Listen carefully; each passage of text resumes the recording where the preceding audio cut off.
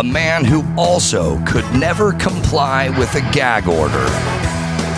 Adam Carolla. Yeah, get it on. Got to get on. No choice but get on. It mandates you get it on. Thanks for tuning in. Thanks for telling a friend. We love that about you. Comedian Jeff Allen is in studio. That's Jeff's right. a veteran comedian who started back in Chicago many years ago. Yes. Then kind of lost his way and got into a little alcoholism and marriage got on the rocks and was born again. And I don't even know if that means technically, but found the Bible, found religion. Yeah, I remember when I told my wife I was born again. She goes, "What does that mean?" I go, "I don't know. I heard it in church. I have no clue what that meant." And got himself right and is now arisen from the ashes like the phoenix. Absolutely. Yeah. I don't know about getting myself right, but I have risen from the ashes. Yes. Most people would actually know Jeff because they say his phrase. I've heard this phrase since I've been married probably every day. Oh, yeah, me too. Here come the judge. Yeah. No. Yeah. Happy wife, happy life. Yeah. The funny story about that is somebody was on Bravo TV was claiming it as theirs. So I hired a trademark lawyer. I had it trademarked. Mm-hmm. Or copyright, whatever. They trademarked, I think I did. Anyway, I sue, and I got a $25,000 settlement. My legal fees were $29,000. I told Tammy, That's the way at of this the world. pace, we'll be broke in 3 years. You know? So I dropped the trademark. I said, that's it. The world can have it. So you started off your comedy career. You were like a knock-around working stand-up Blue comedian. collar, still am. We were talking about briefly back off the mic about sometimes fame and comedy is a curse. Right. And I'm not there, so I have to work hard at what I do. You know? But had found religion at a certain point, and I am much more. I don't know if I've changed my attitude about religion, but I started off kind of an atheist family, never went to church, all that kind of stuff, and I started off like most sort of younger. And I saw when I was watching a clip of your special last night, atheists, you got coached up on calling yourself an atheist too, which was an interesting description. And you're right. And I thought I shouldn't tag myself as an atheist or agnostic, maybe, perhaps. But it was always that way. And, the same thing young people do when they're talking about religion. It's just, it causes all the wars and, blah, blah, blah, blah, blah. And it didn't help that I installed closets with these 4 born-again gangbangers who got released from prison and now carried the Bible and asked for traveling mercy before we'd go to Encino and install closets and stuff like that. Wow. They hit me over the head with it. I was like, I don't want to. I would go to the back of the cube truck we traveled in, make a bed out of furniture pads, and go, I'm going to sleep in the back of this cube truck on the floor. Wake me up when we get to Redondo Beach to install this closet. And I didn't want to hear about them. One guy, Frank, spoke in tongues. Oh, wow. The other guy, everything. We couldn't listen to classic rock stations because that was like the devil's music. That's secular? I just got totally turned off to it. But as I've grown older and wiser, while I have not invited it into my life, I'm like, but everyone else, there's something called the 10 Commandments. Follow them, everybody. Right. The rail, your life will be better. I mean, even without a divine intervention into your soul and heart. If you just listen to don't lie, don't commit adultery, those things make common. It's just common sense. Bible's version or the biblical version of diet and exercise. Like, just do it. Don't have kids until you get married, graduate high school, diet and exercise. Oh, these are just simple rules in life that lead you toward success. Or a more peaceful life, anyway. Yes. Yeah. All right, so things to complain about now. Because of course. I was driving here from a pretty long distance away, and I had a couple of merge onto this freeway and merge onto that freeway. And I realized there's a few things that people don't do in this town and should be coached up on. Like, use your goddamn blinker. Sorry for the Lord's name. But use it. I'm passionate about this. Yeah. But what I realized is people have trouble with merging. You know, like I'm trying to merge onto the 101 from the 405, and like I got my blinker on, and the person's next to me is not speeding up, but they're not slowing down. They're just kind of shadowing me, and they see me kind of moving toward them with my blinker on, and I'm like, are you? I always say, is there a surprise party? And they're not ready yet, and somebody called you and said, stall? Like, what is the plan? Look, slow it down or speed it up. Right. But in general, speed it up. When I get on the freeway and I'm heading back after this, there's always one super slow ass who's trying to get on the freeway at 44 miles an hour, and everyone else is doing 67. And now I have to do a move where I try to get around you, but cars are coming. Right. Speed up. Speed up. Don't slow down, and let's get the merge figured out. Well, you've been around long enough to know that the lack of awareness in the general population shouldn't surprise you. And that's all it is. It's a lack of awareness. Their surroundings or whatever they're doing. I mean, obviously, you would speed up or slow down. I mean, if you paid half attention to... People do a thing in general, fearful people, where they think slower is safer, but it's more dangerous. Oh, gosh.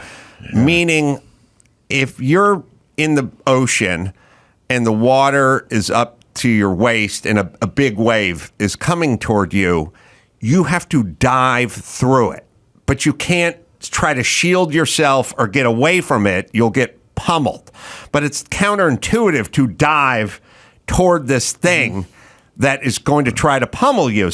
But it's the same thing with the merging. It's like you must accelerate, scared person, to get into the flow of traffic. You have to dive headfirst into this traffic, not try to prevent yourself from getting engaged in it. That's why I live out in the country. We got our first traffic light about 8 years ago. And, oh, really? Congratulations. Yeah, if I have to wait for 4 cars, I tell my wife it's time to start looking for another place to live. You know. You're out in like Nashville? Nashville, about 30 minutes out. Actually, we're 30 minutes from anywhere we want to be in Nashville. But in that city, you get far enough out, and it's changing because all the Californians are fleeing here like it's a plague. You know, and I took a picture of a California tag at my McDonald's. We just got a McDonald's in, and I took a picture of the tag and texted to my wife. They're here. Yeah. No, they're where the McDonald's are. Yeah, they're here. Man. We're leaving. Yeah. I mean, big time. Even the governor's going to China. He's gone. He's there. That guy, he is. Look, I would say if you run a state or you run an apartment, you run a business where you take people's dogs for the weekend who want to go out of town. Yeah. If the dogs are leaving and the customers stop showing up, then you're doing something wrong. And you can talk about what a great kennel you run, dog boarding center, whatever. You can talk about having the best and having the freedom to love. The 2 gay dogs can engage without judgment or whatever. You can talk about whatever you want. But if people are taking their dogs and going somewhere else, then that's all you need to know about the way you're running your business. Yeah. So there shouldn't be even any discussions with Gavin Newsom about homelessness or taxes or school systems or anything. It's just people are physically leaving. That's an indicator. Well, the producers are leaving. That's the downside. Right. Oh, no. The homeless people aren't. They're coming here. Right. Yeah, I guess it's like if you have a bad marriage and your house is just in chaos, why would you want to be there? So if I ran this state, I wouldn't be here either. I'd be out telling the world how wonderful it was and how great my life is and how wonderful. You'd be in China. Good my hair looks, you know. Also, in a moment of sort of anger and then nostalgia, I was walking through my neighborhood a couple evenings ago, and I was just walking down the street at night, and a car went by. And I heard a kind of weird and familiar sound as the car went by, but I couldn't quite gauge it. And then I walked ahead another 5 feet, and I stopped, and I looked down, and I saw a broken raw egg. And then I thought, oh, those guys tried to hit me with an egg. And I thought, first thought was like, son of a bitch. And then my next thought was, oh, good. It was a simpler time when kids egged things and TP'd things. You know, it's back when we had pickpockets. Sure beats the stuff 9 like mil that. coming out the window. Yeah, we don't have pickpockets anymore. They come up behind you and smack you in the head, and then when you're on the ground, they try to pull your wallet out. Right. It was a simpler time when kids engaged Yeah. in these sort of benign things. I know you'd be pissed off you got hit with a raw egg, but I really wouldn't. I just think that's what I would have been doing when I was 16. Well, that's it. Yeah, we shot bottle rockets at semis. That was not a good thing. Yeah, what is? Let's try to figure out the totality of what we did when we were young. Sure. To motorists or people. Well, I've got a snowballs. few. I grew up in Chicago, so snowballs was every winter. Yeah. And then I remember once we were lobbing snowballs over a neighbor's house and trying to hit these metal awnings that, because they made a big bash sound. And then you hear that broken glass sound and everybody scatters like roaches, and then of course my friend lived next door to the guy that got his window smashed. He caved in about 8 seconds. They were all at my house. Sung like a canary. Yeah, exactly. It was like, holy cow, man. You at least let them threaten you with something real, But anyway, I had to pay 2 weeks of allowance to pay for the window. My share of it. There was about 8 of us there. So You had to buy a pain. I had to buy a paint. I got, the worst night of my life. I was staying with a friend of mine, and we knew a guy who worked at a 7-Eleven, and he just sort of let us do what we want. We could come in there and grab a couple of candy bars or something. Friend's older brother worked at the 7-Eleven, but he let us get up on the roof. And the 7-Eleven was on a busy corner, 2 big streets, and we made 100 water balloons, put them in a trash can at night, climbed up to the roof of the 7-Eleven on a Saturday night. It was one of those, I'm sleeping over at his house, Oh, right. And we were just going to chuck water balloons at cars. Now, the 7-Eleven has a parapet roof, so it's got about 2 or 3 foot of place you can hide, duck under, because the roof's flat, but it has the parapet. And we, car would be stopped at the signal, we'd chuck a few and then, duck down. And that lasted for a while, but eventually we hit a guy in a Honda, and he was a big dude, and he saw us, and he showed up, and he didn't stay on his way. He pulled in, got the manager. Manager came up like through the hatch that they have in there. They have a weird hatch in the back room that gets you up to the roof with like the built-in metal ladder. And he's like, "You guys got to come down." This guy's pretty pissed off, and it's at that point we should have done the move where we Starsky and Hutched it over the edge into the dumpster full of cardboard boxes and made our way into the night. But we came down that ladder, and that dude was pissed. Yeah. And it was about 11 at night, and he just goes, "Call the cops." No, he said, "Call your parents right now, or I call the cops." And I go, oh, okay. Cops. Okay. All right. So I call my dad, and I tell him what happened. He's asleep, he's pissed off or whatever. He's got to come down in his VW Bug and like come get us, come get me. And then my stupid friend calls his house, landline. Yeah. And his older stoner brother like picks up the phone. And he's like, "Hello?" And he's like, Kurt, get mom and dad. All of a sudden you hear the phone just like drop, and the guy passed back out again, right? So we keep calling back, and it's busy because his stoner brother, Kurt, had too many Schaefers and ripped the bong load and like passed out and dropped the phone. So now the guy's like, "Can't get hold of your parents?" To my friend. And he goes, my brother picked up the phone, but he's not. And he goes, "Well, now I'm calling the cops." And I'm like, wait a minute. I had cops or parent. Now I have cop and parent. I have my dad showing up and the cops are showing up. And he called the cops, and we waited for the cops. And my dad showed up. Then we had to like wait for the cops. The guy was telling my dad to beat me. Like that was a fun conversation. Like he said, you gotta beat the shit out of this kid. It was funny. He was a short guy, but he had a kind of Napoleon complex. Right. I was like 13, and I had this great exchange with him. He goes, if you were 18, I'd beat the shit out of you. And I said, if I were 18, I think I'd beat the shit out of you. yeah. Give me 5 more years. Yeah, when I was 18, I played varsity football and shit. I would have kicked his little ass. I don't know why I had the balls to say that to him. I was doing the math, though. Let's schedule this. You understand, when I'm 18, I'm not still the same size I am at 13. Right. I got whiskers now. Yeah. But that was a good night. Yeah, we had a kid break into our house. We were off at church, and we come home, and in my son's room, all the video games are gone. So it's a kid. I mean, the stuff that was Going missing. for the video games, He left my wife's jewelry alone. He left all this stuff. So anyway, we figured out who it was. We go over to his house, and at that time, we never locked our doors ever.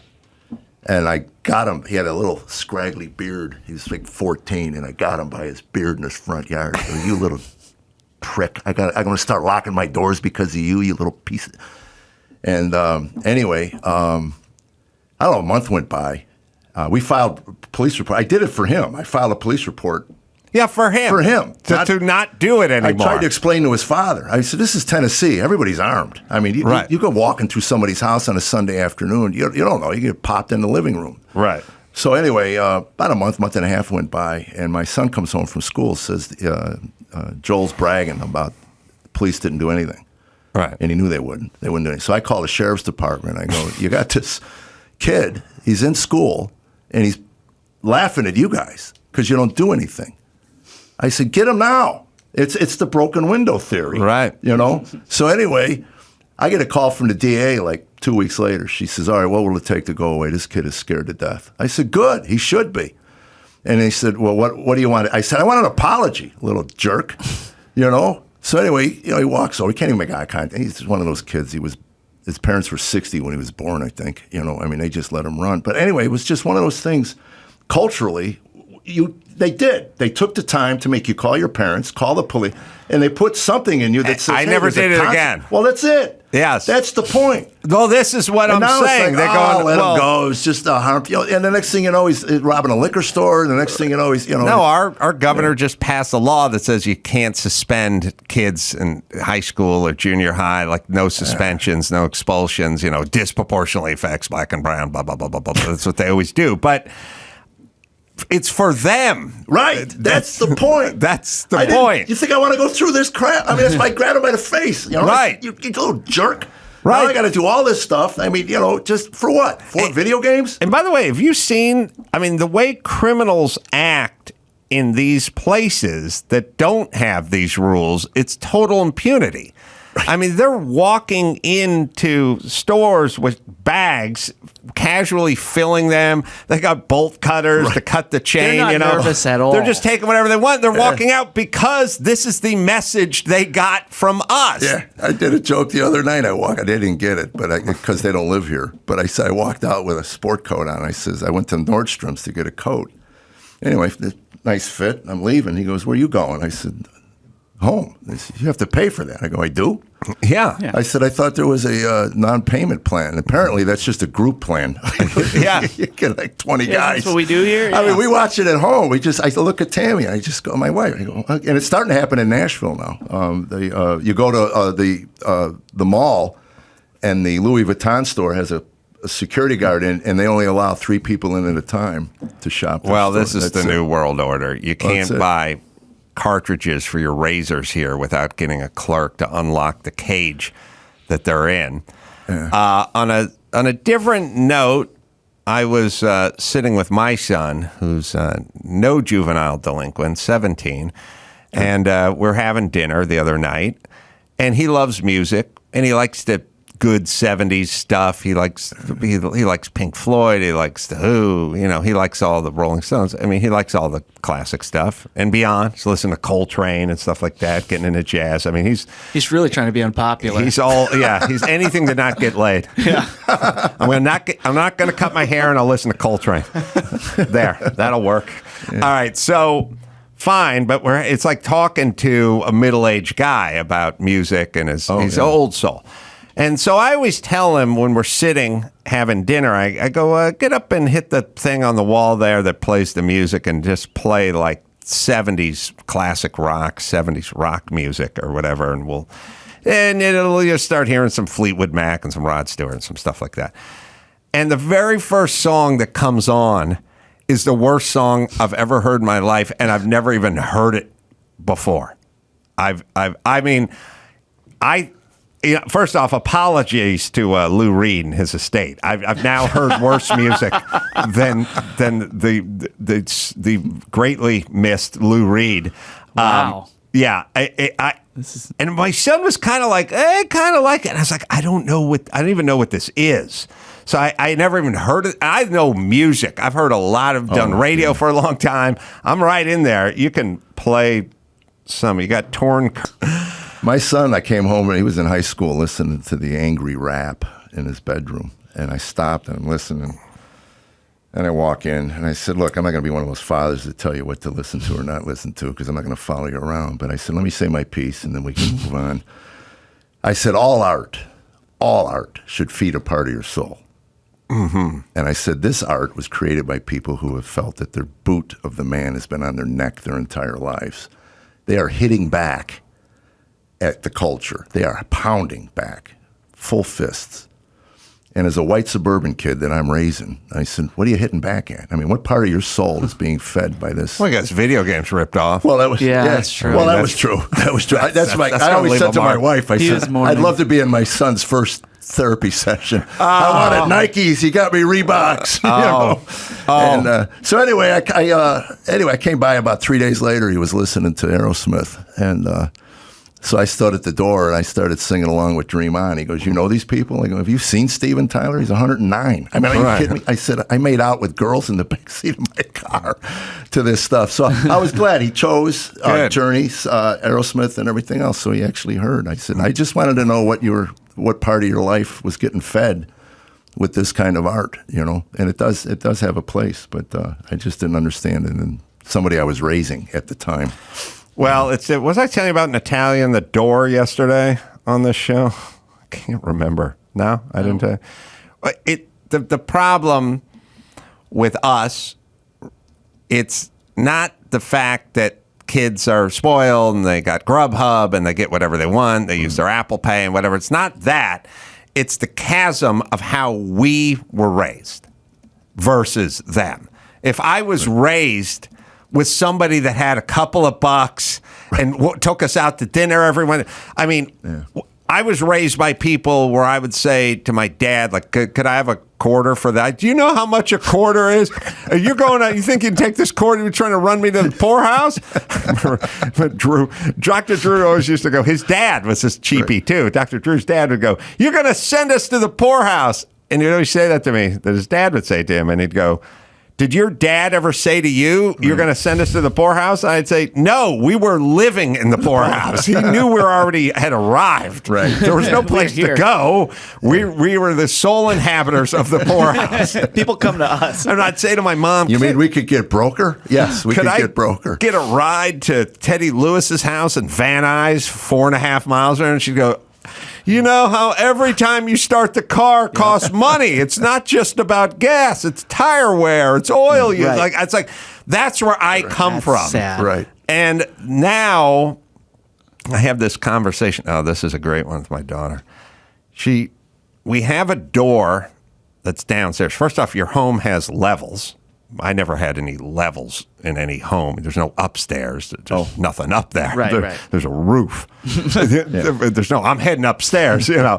or heading downstairs to the theater, so she comes to I'm sitting in my office. There's a door downstairs by the garage, and it has electronic opener on it. You can use an app and like hit it, and it'll go bring, and it'll like open up, And she like comes in and she goes, my phone, but you can lock it just by walking up to it and turning it, She comes in, she goes, my phone's on the fritz. Can you lock that downstairs door with your phone app? Like one of her friends left or something. And I go, I don't know how to do that. I don't have the phone app. And she goes, oh, okay.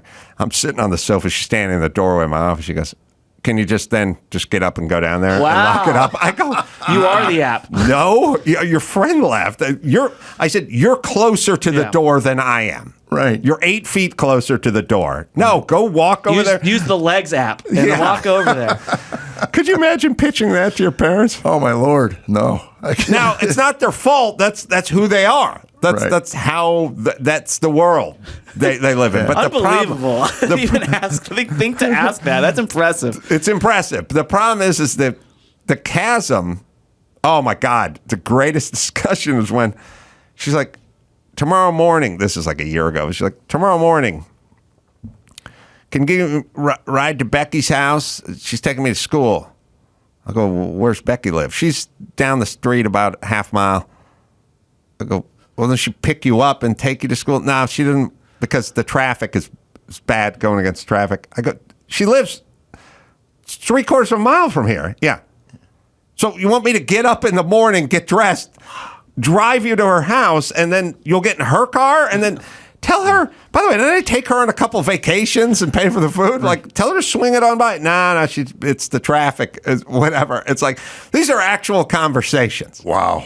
Actual conversations being had. Yeah, we live in the country. My nearest neighbor was a 1/4 mile away. Our grandchildren were a 1/4 mile away for a while. We used to bring cookies over at night and tell my granddaughter, she was 6, "Tell your parents you got it from a guy in a van." So I'd get a call, 5 minutes later, like, "Did you give Evelyn a cookie?" I go, "No, what makes you think?" Wow. Yeah, it was. But anyway, they moved. They moved to Missoula. But yeah, it's again, I hate to sound like one of those, walking. We are. But I did 1.5 miles, 2 miles to school. We were just out inside the bus range. So I remember getting frostbite more than once as a kid going in Chicago. To school. Yeah, walking to school for 2 miles in 12 below, 15 below zero wind chills and stuff. But if I had grown up not like an animal with the worst, poorest parents on the planet, I would be closer to where, when they were complaining about, not going to Hawaii or something, I would then go, "Oh yeah, I went to Hawaii when I was a kid." Like if I had that experience, yeah. But mine, I grew up like Jeremiah Johnson. You got to watch the movie. I grew up like outside in a hole in dirt with like twigs over it. Like that's how I grew up. So this is patently insane. Yeah. To me. All right. We also, and by the way, I got to give Jeff a plug. Are we there yet? My journey from a messed up to, my journey from it should say messed up to meaningful life. A messed up to meaningful life. Sorry, I screwed that I up. wanted, are we there yet? If we lived here, we'd be home now. But the publisher... they always get involved, don't they? Always have notes, huh? It's available wherever you find finer books. On this subject, Michael Irvin, playmaker, weighed in, but I think we'll take a break. We'll come back and he's got some thoughts on this right after this. Let me tell you about Angie Homeowners. It's a lot of work to own a home. Whether it's everyday maintenance, repairs, or dream projects, it can be hard to even know where to start. All you need is Angie, your home for everything home. Find a skilled local pro who will deliver quality and experience. Over 20 years of home service experience. Bring them your project online or with the Angie app. Answer a few questions and Angie handles the rest. Look, you're busy. You don't have time to do all this stuff. Let Angie handle it. Take care of just about any home project in just a few taps. Download the free Angie mobile app today or visit online. Visit Angie.com. That's ANGI.com. ANGI.com. That's Angie. Let them do all the heavy lifting. Jeff's going to hang in with us, and we'll do some news. Chris brought this Michael Irvin thing, who I know a little bit, outspoken man. He grew up in one of those families with like 9 kids, dirt poor, blah, blah, blah. Right. Turned himself into something. But yeah, so he was recently on Skip Bayless's show, Undisputed. He was talking about his son, who is trying to start up a rap career under the name Tut Tarantino. Tut Tarantino. Yeah. Here's what Michael had said. I'll elaborate a little more after. I got a son. He raps. His rap name is Tut Tarantino. If you ever listen to some of his raps, I'm like, oh my God, where does this come from, son? You grew up in a gated community your whole life, but Yeah. So, yeah, he's saying Does his it son. keep going, or It gets cut off mid sentence, but you could Oh, play okay. the rest of it if you want to hear more.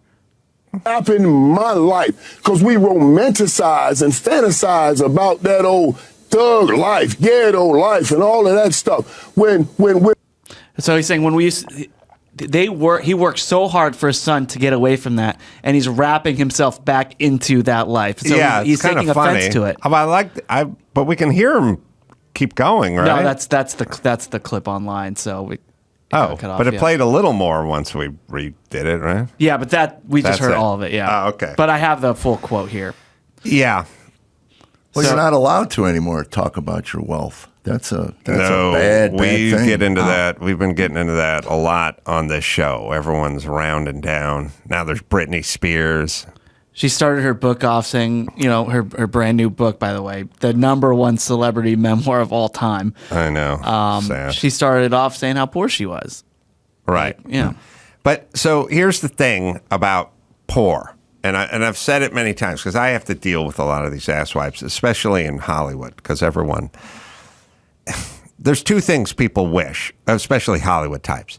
They do some sort of retrograde historical correction, which is they wish they were poor, and if they're of a certain age, they wish they got more involved with the civil rights movement back in the day. Back in the day. When you hear Joe Biden speak, I was marching in Selma, Alabama. I went to the black side of town and worked as a lifeguard for the kids in the pool. I remember when I was going to visit Nelson Mandela in prison, and I was arrested in Durban.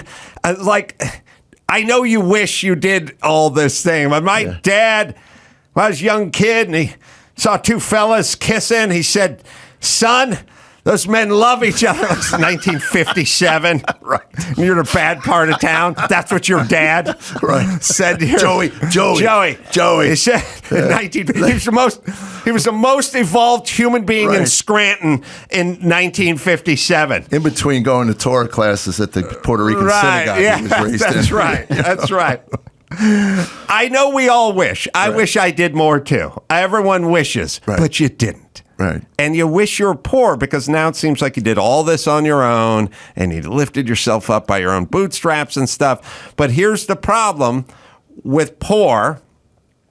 When you're talking to an actual person who grew up poor, who's me, you don't get to say we grew up poor and then explain that you spent your first year in college abroad studying in France. You don't get to explain that you drove a Porsche in high school, but it was only a 924 or 914, and it was used. Mm-hmm. You don't get to talk about going to astronaut camp in Florida when you're 50.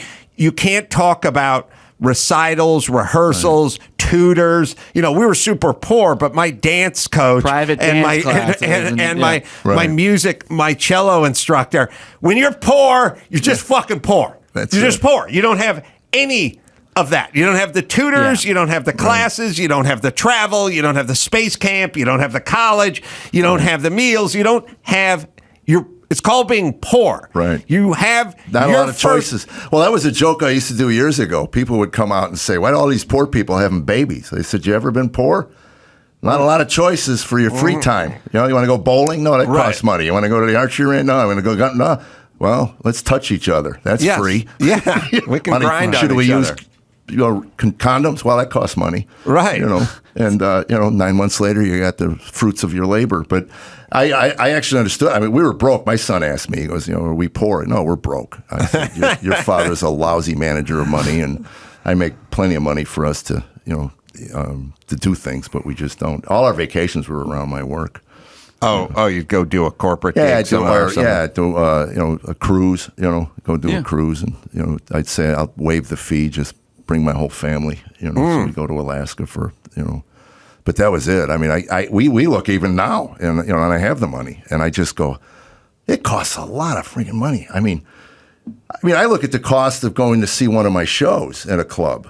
and because that's where we were at years ago. I went to see Harry Connick, and it was $50 tickets, and I thought, babe, I don't know if we can do that, And then I get there, and the rat bastard, he's going through his funk phase. We got 2.5 hours of funk, and he played a medley of the songs we played to hear, And I walked out, and I said, Tammy, if I ever get to a position where people are paying to see what I do, and I don't do it, slap me. Just when I get off the stage, smack me. I have a similar story. You should know. As much as you may have ire for Harry Connick Jr., I'm guessing. Yes. No. His birthday is 9/11. Oh. And so he can never celebrate.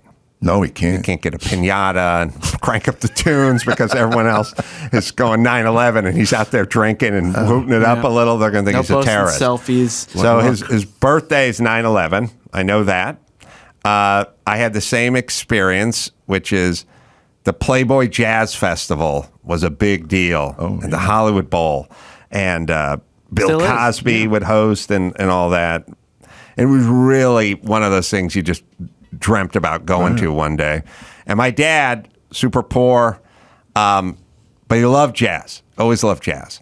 And one day when I got older and I got a little celebrity, and I met a guy who ran the Hollywood Bowl, and he came up to me and he just went, "Hey man, if there's any shows you want to see, you want to do anything, here's my card. Just give me a buzz, put you right in a box up front, I'll get you VIP parking, any show."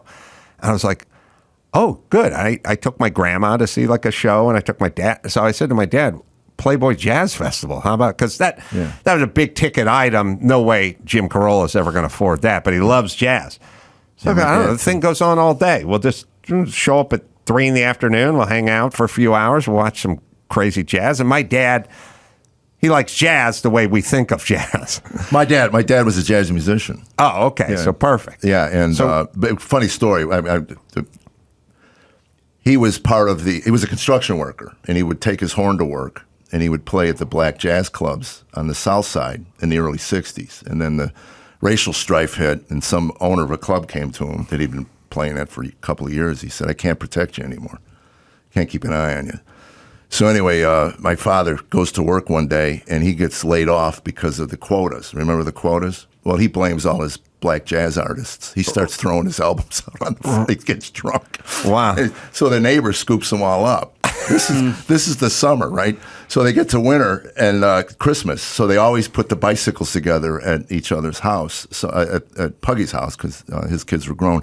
Anyway, they're putting the thing together, and Puggy pulls out these jazz albums. And my dad, I can just see him now, just sipping scotch and going, "Wow, I used to have that one." I used to have that one. About the third album, he goes, "I didn't know you were such a jazz guy." He goes, "3 years, you asshole."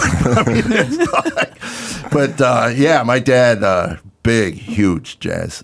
He turned me on to Woody Allen from the Mr. Kelly's in playing Chicago. the clarinet. Yeah, well, not that. It was his comedy. He turned me on to his.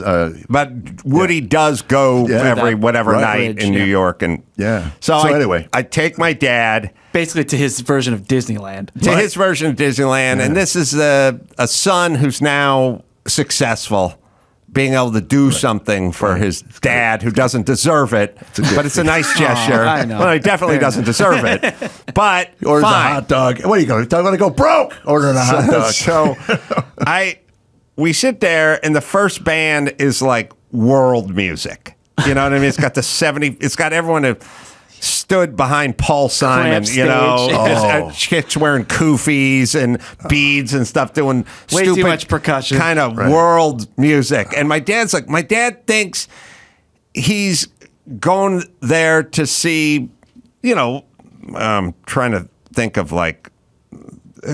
quartet.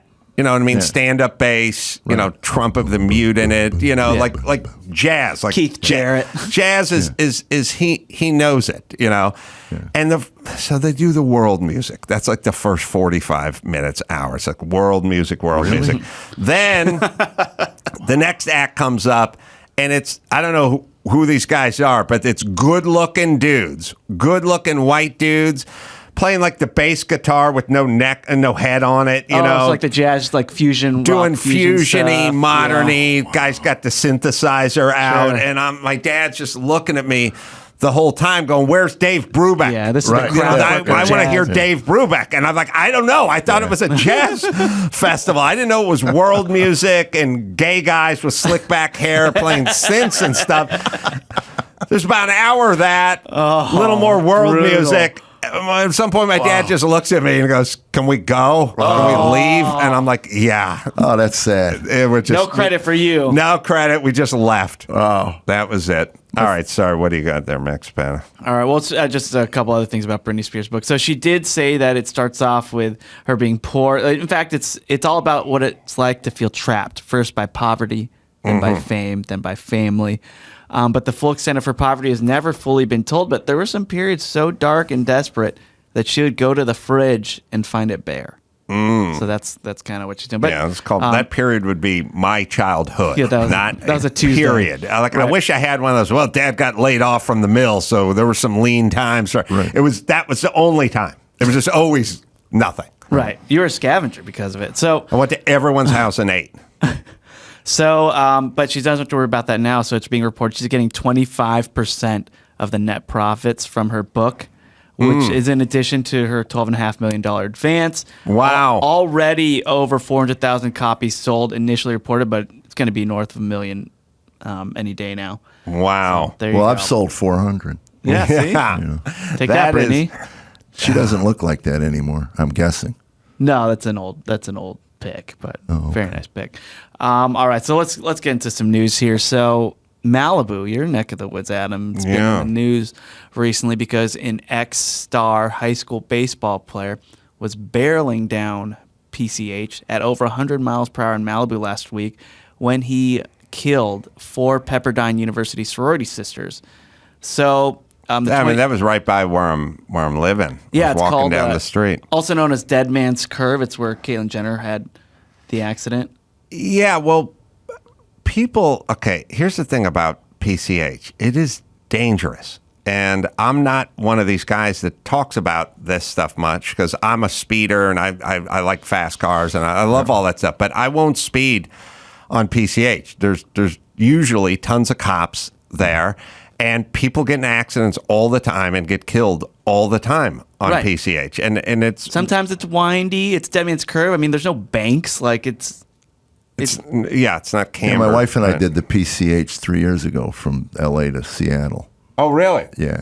Killed 18 people. 25 is 25? We didn't Oh. stick around. We didn't stick around. It's just no. you think. Yeah, these are young, beautiful girls in the Right. prime of their life. I know. So so he was allegedly speeding 104 miles per hour in the 45 mile per hour zone. In an interview, he admitted that he may have been texting when he crashed. So his attorney is saying that the guy was texting at a stop sign when another driver started yelling at him. So he accelerated to escape the irate driver, who ultimately caused him to veer off the road. They identified that driver, but investigators weren't interested on who that was. I mean, the New World Orders just say you're in fear for your life for everything all the time. Deflect, and deflect. That's your alibi. That's your go-to, man. I will say this. I said the other day, I got an all-electric car now, and it's a big, beefy Audi e-tron, whatever. It's all electric. And there should be different speed limits for electric cars because it doesn't make any noise. It doesn't have a feeling of anything. You don't hear the gears shifting and stuff like that. You're not looking at attack, revving up. And you look down and you're going 85 miles an hour and you don't, on the freeway, you don't know it. You have no idea. And I've proved my point, which is the other day I was going to meet Drew out for a steak in Pasadena. And I told my nanny, it's a long story, Olga, I said, drop me off, just take my car, drop me off, and I'm going to have a few drinks, so I'll Uber back. And she said, fine. So she just got in the car. She got in my electric car. She's never driven it before. And we're just heading down the freeway, Pasadena, 210, whatever, heading out. And at some point, I nudge her and I go, you're going 91 miles an hour. Really? And she's like, she's a little Guatemalan lady. She's not Tom Slick. She just didn't, she couldn't feel that she looked down. She was like, oh my, oh wow.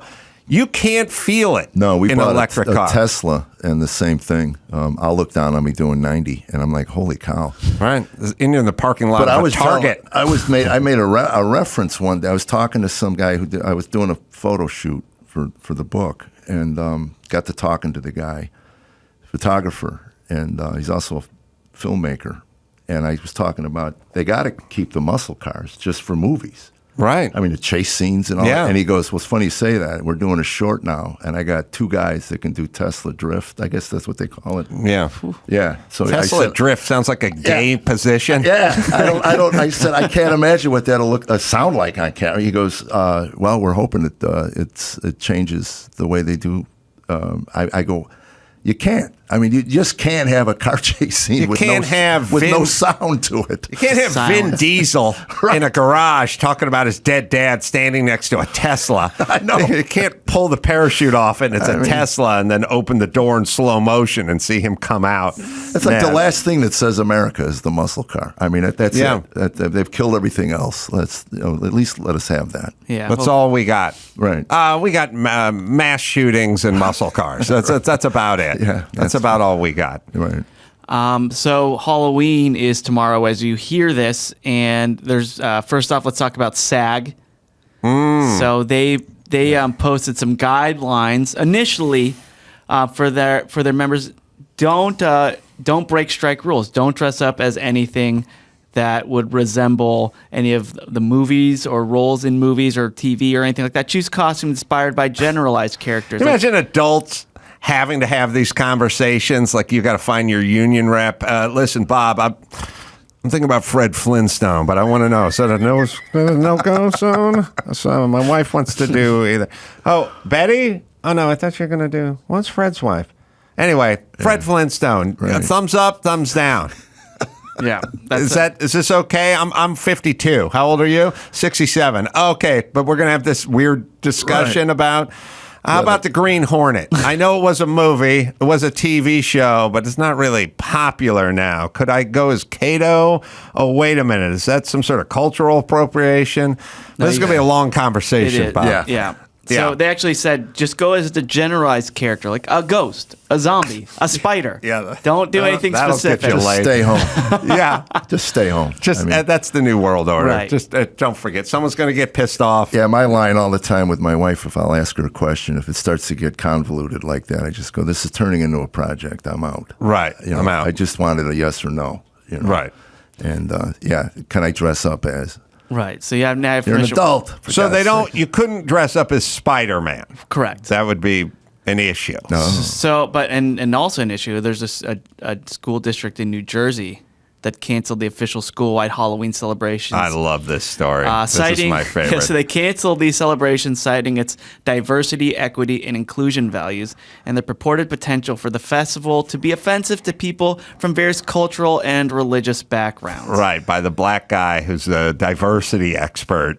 Right. And What'd you go as a kid? Because we never had the money for costumes. I would take cork. And I would blacken my Blackface. cheeks up. Yeah, kind of like that. Well, I was like a hobo. Oh, It was- I did the cork. I wasn't Al Jolson. I went as was, Mr. T with cork. Yeah. Yeah. Oh, okay. Do that. Yeah. It was pretty straightforward. My sister won as a playing card once, which is just a big piece of cardboard, gonna and lug they that just around. painted a playing card on it. It was pretty straightforward for a number of years. When I played for the East, that's me as Mr. T back in the day. Shave my head. Cork face. Cork face. When you can get rid of the pick, distracting. My sister was a cheerleader for the East Valley Trojans, and I was a football player for the East Valley Trojans. And so for a number of years, we just swapped it up. Yeah. outfits. Right. Oh. That didn't cost anything. The rule is it couldn't cost anything. Right. Well, that's the point. It couldn't cost anything. A cork, you just heated it up on the stove and went like that. Yeah, couldn't spend money on stuff. Yeah. 4 or 5 I remember years. I was invited to a Halloween outing last minute with some friends from work, and so I go into Target to find a costume, and they were totally out, just bare shelves. But the dog section still full. So I got a dog's bumblebee costume. and I bought that and I wore it. You couldn't tell what I was from the front because there's just 2 straps going across my chest, my belly, but from the back, full Bumblebee. My son is exactly who I am. He doesn't care. He just doesn't care. Like my last costume, Halloween costume, was a Zanku chicken employee. I had a Zanku chicken T-shirt, and I just said, "That's my costume." I was on about how much effort I put in. I was on a slow pitch softball team, and we all got Zanku shirts as our uniform. Yes, it's gonna make a great chicken. So what you're saying, if it took more than 30 seconds to think and put on, I was out. My son comes walking into my office the other day, a few nights ago, and he goes, he's just wearing pants and a shirt, T-shirt, shorts and a T-shirt, and he's like, "Do you have a shirt like with checkers or something on it?" I said, "I don't know, maybe." And he goes, "You got a baseball hat?" I'm like, "Yeah, for what?" And he goes, I gotta go to a costume party and I'm gonna be like a truck driver."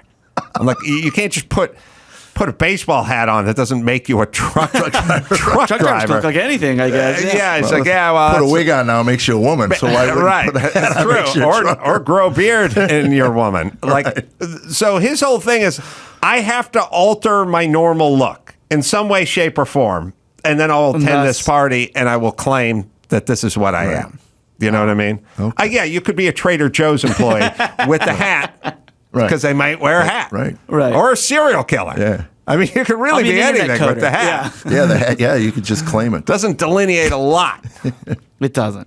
Come on, right, Sonny. Well, speaking of SAG and actors, though, what are your thoughts on all of them? Hold on. Fuck this douche. Okay. That's the whole thing. This guy, saw a picture of him, he makes $250,000 a year in diversity. Equity, by the way, these inclusion. people, yes. And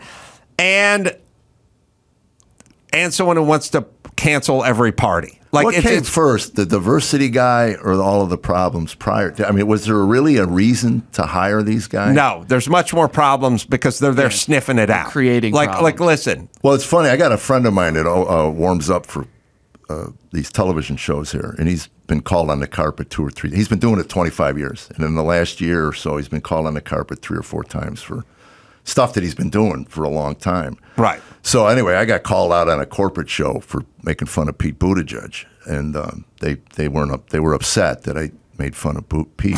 Well, this was a Pete Two rally. shows in a row we make fun of Pete Buttigieg. But I called my buddy. You believe that? He goes, Jeff. He goes, I could go through your show and find 30 things that would get you bumped off. If you're looking.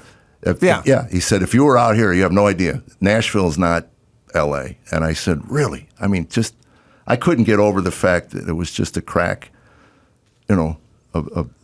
about him. I mean, it was like, are you kidding me? I mean, I'm so aware in corporate settings, Of course. that I just kind of confine it to nothing opinionated. Those are for my club shows and theater shows. So anyway, when I did the crack about Buttigieg, the lady writes a form, and my manager says, he goes, my God, talk about softballs. Right. He said, what more can you do? And I do a thing on woke. I say I play woke golf. I said, that's where you hit your tee shot, pick the ball up and place it where you feel it should be. Yeah. So anyway, I get called out on that at a corporate. Wow. That? Yeah, he got a little political. And that was it. I told my wife, I said, if they didn't pay so well, I said, to give you an idea of the whore-like nature of me. You're talking to the wrong audience. Because the last corporate gig I did was for the Asphalt Convention. Oh, my God. That's great. And that's a rowdy crew. Yeah. I first got up there. Oh, I could imagine. Everything I said, all ball caps. Yeah. All truck drivers, yeah. I walked out. I said, I've been waiting to tell this joke for 35 years. I've never said it on stage, but I thought of it on a construction site when I was 20. Yeah. I said, if I ran one of your companies, I'd say, you got to use Acme Asphalt, and if you don't, it'll be your ass and not our fault. Which I thought of on a construction site when I was 20, but I'm never going to do it in a club or anything. But I was like, I've been sitting on this joke for 37 years. You understand? 37 years I've been sitting on this joke. And it killed, right? Oh, they loved it. Oh, And yeah. then, I mean, it was like a Trump rally. Yeah. It was nuts. I could hear guns being loaded. They laughed at every damn thing I said, as horrible as I said it. You're going to the wrong crew. Yeah. Right. You got to get with the asphalters. Yeah. Those people get your drift. Yeah, big fundraisers, and that's what they are. So this ass, and it is his fault, wants to shut down Halloween. It's a perfect metaphor for what these guys are. You say, I'm here to solve a problem, and you quickly go to work on anybody who disagrees with you or wants to celebrate or wants to have a little fun or frivolity. You immediately set your sights. And the thing is you don't want to fix problems. You want to get rid of everything that existed before your fat ass showed up. And how do you think canceling all school-wide Halloween celebrations, like, That's the only thing, that's the only good part about being in the 6th grade. Right. And who is prevented? You're the They Grinch do this. of Halloween. They do this thing all the time. Well, there's a lot of poor kids. Yeah, I bet their mom has 5 tattoos. Tell them to take some of that tattoo money and put it toward a Snoopy outfit for the kid. Right. Or how about you get out some foil and some cardboard and a Sharpie and you just make them an outfit? Like, who are they talking about? Like it disenfranchised kids. Like who can't afford in a world of Amazon and Target? Well, no one has $11. I could go into any of these so-called poor people's houses and see a bunch of big-ticket items that they got no business owning that they bought. Yeah, you go to any thrift store, you get scrubs for like $1. Right. Yeah. I know. Well, the consequences, I think we've raised 2 generations now, the most humorless generations that America's ever produced. And now they're in these positions of diversity and whatnot.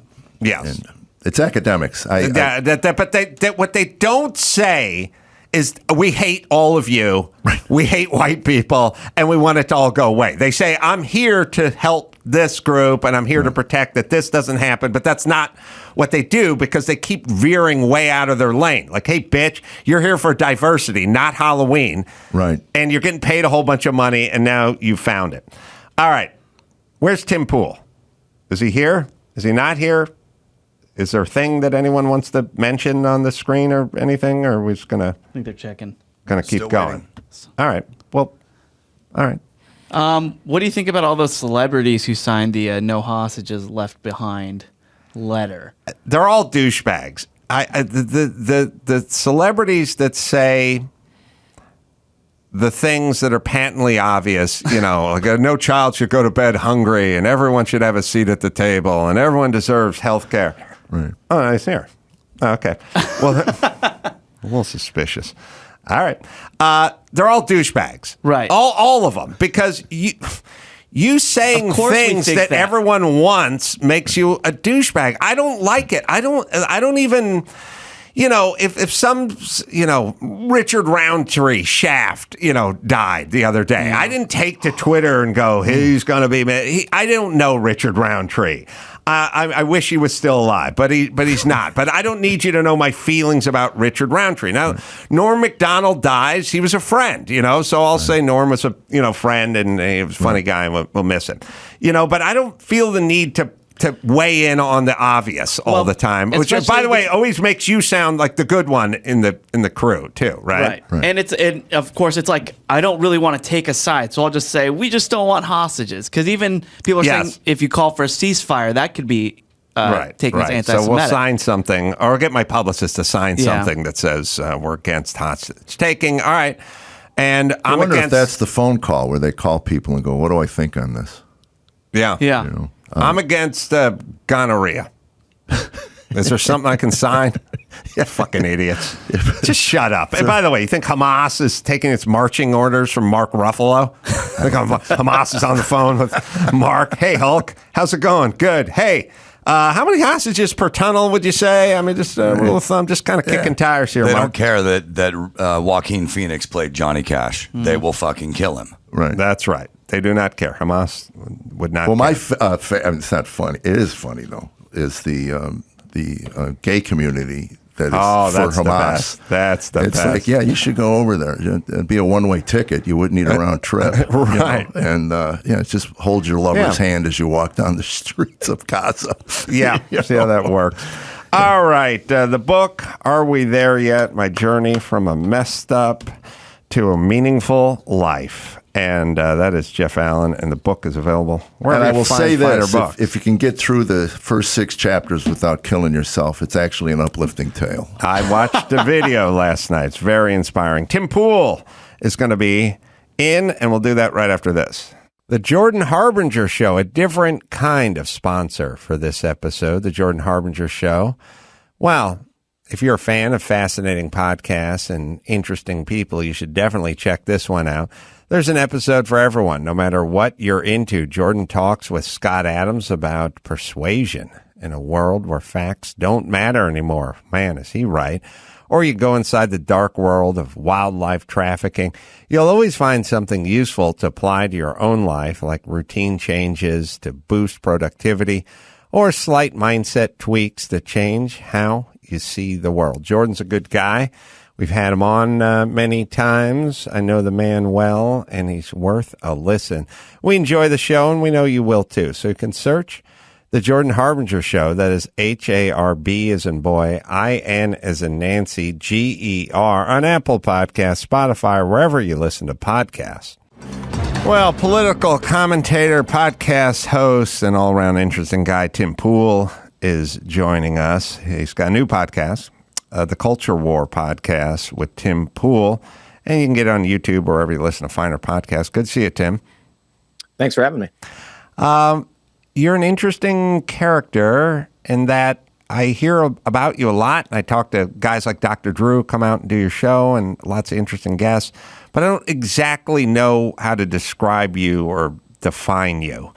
So maybe we could talk about that, sort of set the table with that, and then we'll get on to some subjects.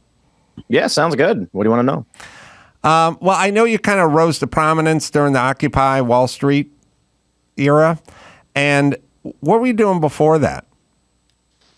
Mixed bag, principally career-wise, nonprofit fundraising, what I would consider trying to turn activism into a career, and had a rude awakening with that. I had spent, growing up, a lot of my friends were into computers, computer hacking, and things like that. So I was typically active with punk rock, skateboarding, computer nerd types, pretty, stick it to the man type individuals. And so when I got involved, obviously through, I would guess through the punk rock stuff, it gets me into more into politics as a teenager, which then leads me to trying to figure out how to make a career out of being active and working for change without getting in politics, because I despise politicians and politics. Did fundraising for some nonprofits, found them to be deceitful, and decided to work for other, I'll try to be vague due to litigation, and you can see where this is going. But then I worked for some nonprofits that focused more on humanitarian efforts and realized that it's all one big game, I guess, and I was rather disheartened with that. After my stint working as a nonprofit director focusing on fundraising, I found myself at Occupy Wall Street. And with my background in technology, started, I guess for me, it was rather accidental, but working with technologies that were shocking to the average person, which allowed us to get information out of many different areas in ways that had not been done before. So notably with Occupy, it was live streaming and live streaming aerial drones. And this is 12 years ago when these were first coming out. So that was a big moment for me. And then the rest is, more typical career stuff. And where are you with what's going on today? That's a very broad question, but I mean, I've had a lot of trouble with traditional media outlets these days, especially through COVID. I just don't feel like we're getting the story, and they're not getting it right. And I don't think they're trying to get it right, but I don't know what your opinion is of that. You would be correct. And it depends on who you ask, I guess. There's a whole slew of individuals who believe it's much more conspiratorial. They'd cite things like, I think it was it Mockingbird, when we had those hearings all long ago, long before I was born, where we found that intelligence agencies had infiltrated news organizations and were seeding stories for propagandistic efforts. And so there's a lot of people who believe that much of the media is manipulated by U.S. intelligence agencies. And they would cite things like the Hunter Biden laptop story. How many 70 officials come out and claim it's fake, and now we know actually it was his laptop. And that had a major impact on the election. But outside of that, my experience going from, sort of outside the system and then to a certain degree inside the system, after Occupy Wall Street, I had this independent streak for about a year and a half where I was traveling around covering conflicts and crisis. I say that because it's like lower level hurricanes in the United States, flooding, but typically big protest movement things. I would get on the ground, I'd live stream. And then after a little while, I had the opportunity to work for Vice, which is now, I guess, bankrupt. But at the time, very promising. And I was the first person, I was the founding member of Vice News. And, back then we were trying to bring in a new and cheaper way of getting the story out of different areas. We were able to live stream from Ukraine at the start of the conflict back in 2014 using just a mobile phone. And what I ended up discovering, not so much with Vice, but it seemed like it was going in that direction, was that in an effort to chase after clicks and revenue, there's a lot of shady practices going on. I found myself joining a company called Fusion, which was ABC Univision's joint venture. And that was where it became explicit. I mean, probably at the end of 2014 into 2015, this company started out with some promise, and they said, we want to make news appealing to younger people. We want to be nice Vice. That's why they hired me. And then it turned into, we just want to say whatever we think it is will generate traffic and won't offend our audience. And it resulted in me actually asking the president of the company, does that mean if there is a factual news story, but the facts would offend our audience, we don't report it? And he told me, I think that's fair, yes. And I'm like, okay. I tried to break my contract. They said no. They put me in golden handcuffs. Eventually, contracts breaks. I leave, and the rest is history. The company's bankrupt, failed. Similar things happen to Vice, and for a variety of reasons, you see these companies. They've not gone down a path of building a customer base in order to survive. They've gone on a path of trying to get as many clicks as possible in this maximum viewership ad model system, which seems to be in decay.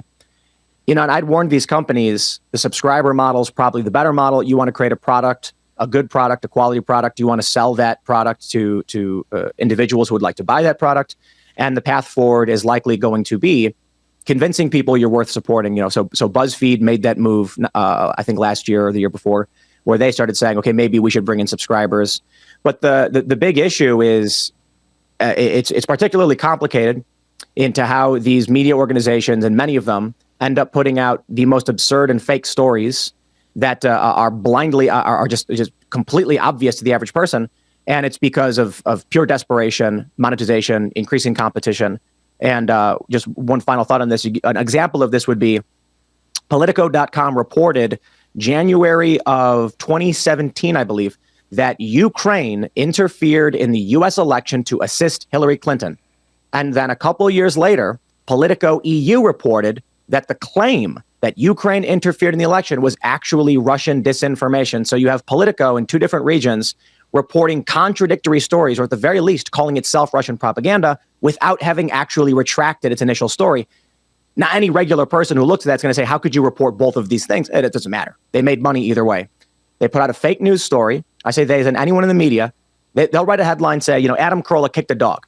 And that's not true. It doesn't matter. It's 1 million clicks. The next day, when you send your cease and desist, they'll put out a retraction that says, Adam Carolla did not kick dog. We're very sorry. We got that one wrong. But guess what? The retraction gets 1 million hits too. Both sell ads, both make money. And this is one of the big problems we have with media today. What was your take on COVID in the media? Well, I suppose in what capacity? I mean, there's a lot there, right?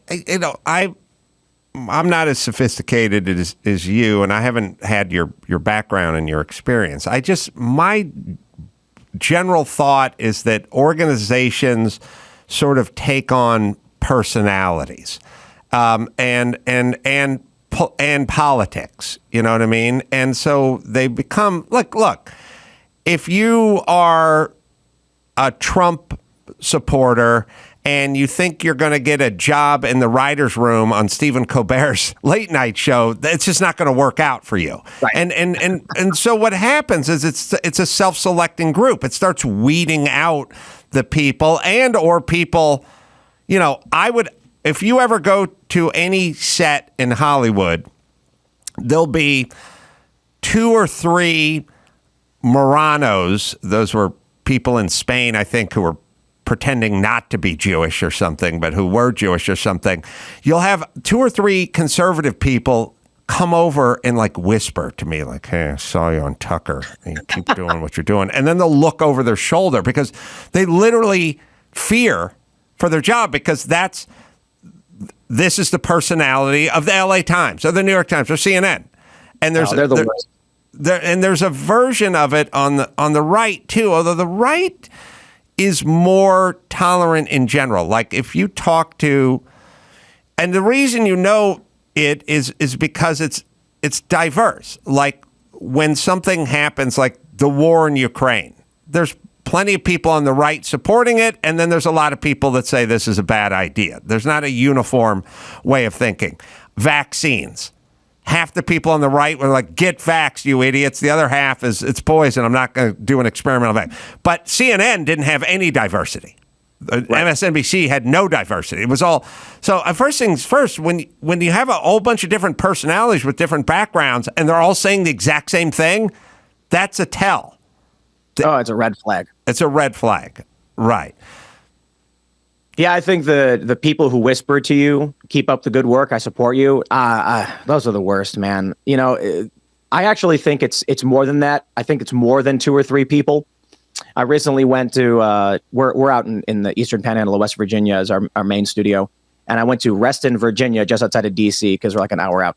And I had some guy come up to me and my friends as we're eating dinner, and he's like, hey, you're not going to get this a lot out here, but I'm a huge fan. And I was like, actually, like 4 or 5 people came up to me and fist bumped me while I was in this restaurant. And he's like, really? And I'm like, yeah, the bartender said he was a huge fan.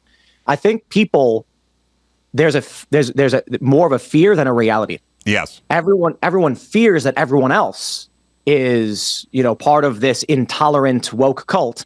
And so they keep quiet, play along. And if only they didn't, they'd probably realize, oh, actually, it's only like 10% of the people who are actually this intolerant. Maybe we should have just been speaking up the whole time. Yeah.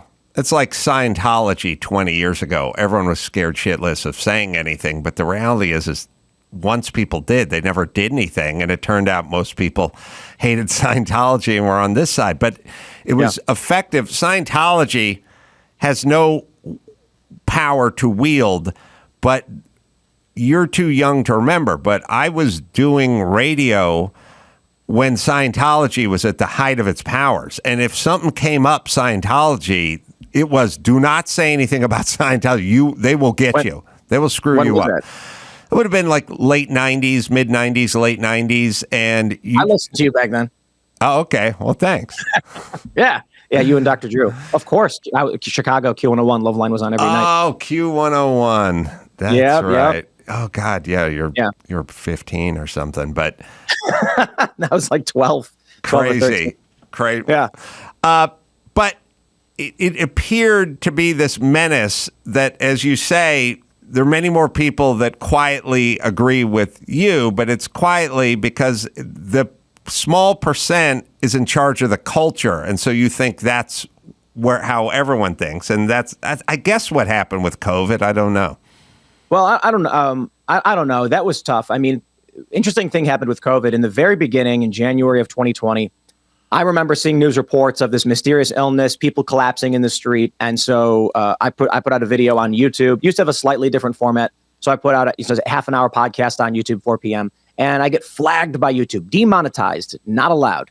And I'm told by a YouTube rep that we're demonetizing, we're taking ads off of content that talk about what's going on in Wuhan. And there's no real reason or explanation given. And this is before anyone knew what COVID was going to be. This is the first initial reports and videos come out. So initially, you have more anti-establishment forces and independent media outlets, conspiracy theorist types, all whispering about what's going on with this illness. And then all of a sudden the narrative inverts. All of a sudden now it's no longer a secret. It becomes mainstream. Everyone's talking about it. Masks followed a similar trajectory. In the very beginning, it was the right that was saying, everybody get your masks, wear your masks. And it was, even Fauci said, you don't need to be wearing a mask, famously. Many public officials were saying, no, masks aren't going to do anything. But then strangely, at some point, it flips. All of a sudden, the corporate narrative, the establishment narrative, the government narrative is get your masks, wear your masks. And people on the right were now saying, what's the point? You don't need a mask. Masks don't do anything. And so there really is this weird tribal element of it that I don't quite understand. But I should say I probably have some ideas as to why it's happening. And you see this again with Donald Trump. Donald Trump announces he's going to work on this vaccine, and everyone's like, woo, Trump's going to save the day. And then you get these Democrat personalities saying, I will never take an experimental Trump vaccine. And then at some point, it flips. And you got people on the right saying, I'm not going to do it, and the left saying they're going to do it. So the media follows very much these tribal elements. But as you said, it is true. Whatever they describe, the media describes as the right, it seemingly makes no sense, but it just means if you're not the left. Yes. So the left is basically what I would describe as the social orthodoxy of establishment forces, meaning cultural institutions, TV shows, etc. They all follow the same path, whether or not they actually agree. They just say the same things. And then what is described in media as the right is anybody who is not that. Right. And so what we end up saying is really interesting, like you're describing with the COVID stuff, a rude wake-up call to these people who thought they would keep their mouths shut was Israel. And you've got a number of prominent actors and actresses and personalities who are now speaking up in defense of Israel after what Hamas did. And they're finding that they're being cast out for it. Notably, Tara Strong was fired, famous voice actress, was fired from a role on a show because she was tweeting in support of Israel and criticizing Hamas. They, without even sending her a phone call or an email, just publicly announced she had been terminated from her position. And you know what? I feel bad a little bit, but these are people who blindly cast their lot with people who had publicly stated their positions for years. Going back to 2015, Black Lives Matter, Global Network Foundation co-founder Patrisse Cullors had stated her mission to end Israel. And I'm not saying you need to take a position on Israel-Palestine, but if you're one of these, if you're somebody who's deeply supportive of Israel, but you kept your mouth shut because you were scared to get fired, well, I'm not surprised now you're finding out that everyone you aligned yourself with is not your ally and is in fact calling for very horrible things. Well, here's a thought experiment when you're talking about flipping and flopping, because I was talking about this with Dr. Drew earlier in the day, and he found it interesting, so I'll try it with you and my audience, which is, if you've been around long enough, it seems very bizarre to see. My mom was a very progressive hippie type, and she would have never supported the FBI and the CIA.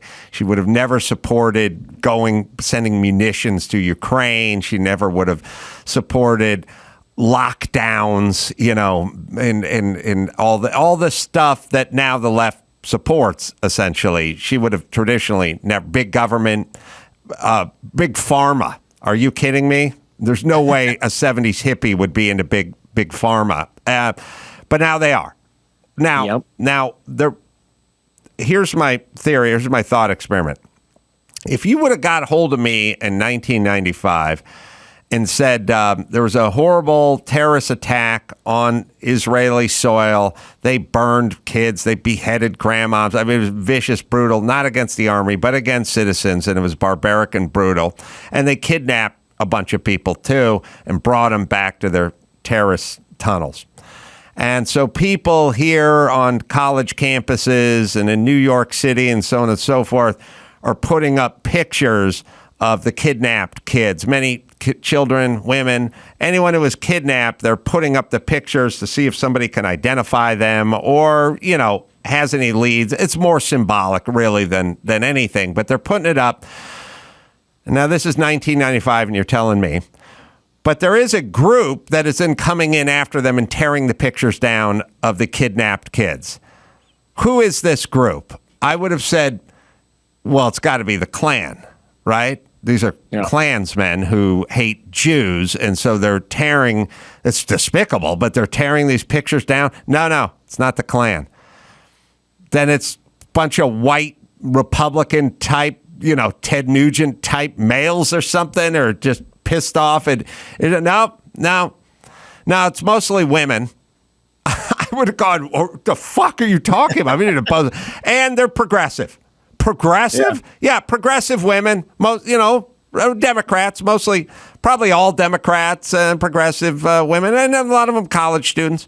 I'd be like, they're tearing down the pictures of the missing kidnapped kids? Yeah, that's who's doing it. It's not the Klan. No. Yep. It's progressive women. Yeah, that's the fascinating thing. I mean, My politics have mostly been relatively static, except for Second Amendment. 6-7 years ago, I was more middle of the road. Like maybe there's some reasonable gun control. We can try and figure these things out. And then, over the past few years, I've based on constitutional arguments, my attitude is more, look, yeah, if you want to do that, the first thing you got to do is amend the Constitution first and foremost. And that's about it. I mean, when it comes to abortion rights, my positions have mostly been the same. When it comes to gay marriage, I stand in the same spot. What is your abortion rights stance? I call it traditional pro-choice. Look, I grew up listening to shows like Loveline on Q101, right? I'm a little kid, and this is where a lot of my views are forming. And I grew up in Chicago with moderately liberal types. My dad was more conservative. My family, Christian, but not super devout or anything like that. Probably average 90s, 2000s kid. And it was, up to a certain point, we don't want the government involved. It becomes very, very complicated. There's questions of constitutional liberties. Roe v. Wade seems to make a lot of sense. The way I typically describe it is, in the simplest of forms, up to a certain threshold in which we probably need to agree, a woman can get an abortion of her own volition in privacy without government intrusion. But after a certain point, like probably the viability of the baby itself, can the baby survive on its own? Then there's an entirely different question of rights. There's also a question of consent, which is why you often hear the rape and incest. But typically, I'm like, look, if the baby can survive, there's no reason to kill it. Meaning, even if it's very early on and the woman wants to terminate the pregnancy, there's no reason to terminate the baby itself, right? If a baby is born, it can be placed on a post office or fire department steps, and that's like the safe haven programs they do. And so why just terminate the baby? What you end up seeing today, and so basically, I fall into that traditional Democrat, safe, legal, and rare kind of space. But today, I'll give you an example from my show. We had on a conservative Catholic individual, very, very pro-life. My friend Seamus, who's very much in the position of all abortions, all of them, no matter what, should be illegal. And then we had a progressive on who said no abortion for any reason should be illegal. And I'm kind of in the middle on that one, but the progressive calls me pro-life. And I'm like, no, I'm saying a woman, at 7 or 8 weeks or whatever, goes to the doctor and there's no government involvement, it's not illegal, and it's pro-choice, right? That's what it always was. And he was like, yeah, but you're saying at 22 weeks or whatever, she can't do it. And I'm like, well, if the baby can survive, why kill it? Right. No answer. None whatsoever. And so now the progressives have become pro-abortion, where we had one guest on the show just say the most confusing thing imaginable, that a woman should be able to get an abortion up to the point of birth because it's her body and it's her choice. So then I said, okay, what about meth? Can a pregnant woman do meth? And he goes, no, because that intentionally kills the baby. Right. And then we all kind of just like, I'm not sure I follow your morals, your logic. Yeah. Well, it's that anyone who has any kind of nuanced thought about anything just gets painted as pro this or anti that. Like,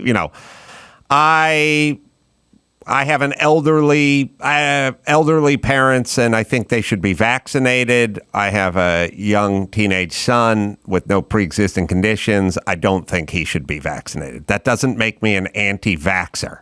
It makes me a realist who can study statistics and try to weigh out risk versus reward and arrive at a sober decision. There's no part of that that's anti-vax. It's vax. I don't want my kid vaccinated for malaria either, but that's because there's not a high likelihood of him getting malaria in 2023 in La Cañada, California. But if he was traveling to the Philippines, then maybe I would say you should get this shot. Is that an anti-vax? But that's what they do because their arguments are shit. That's the problem, I think.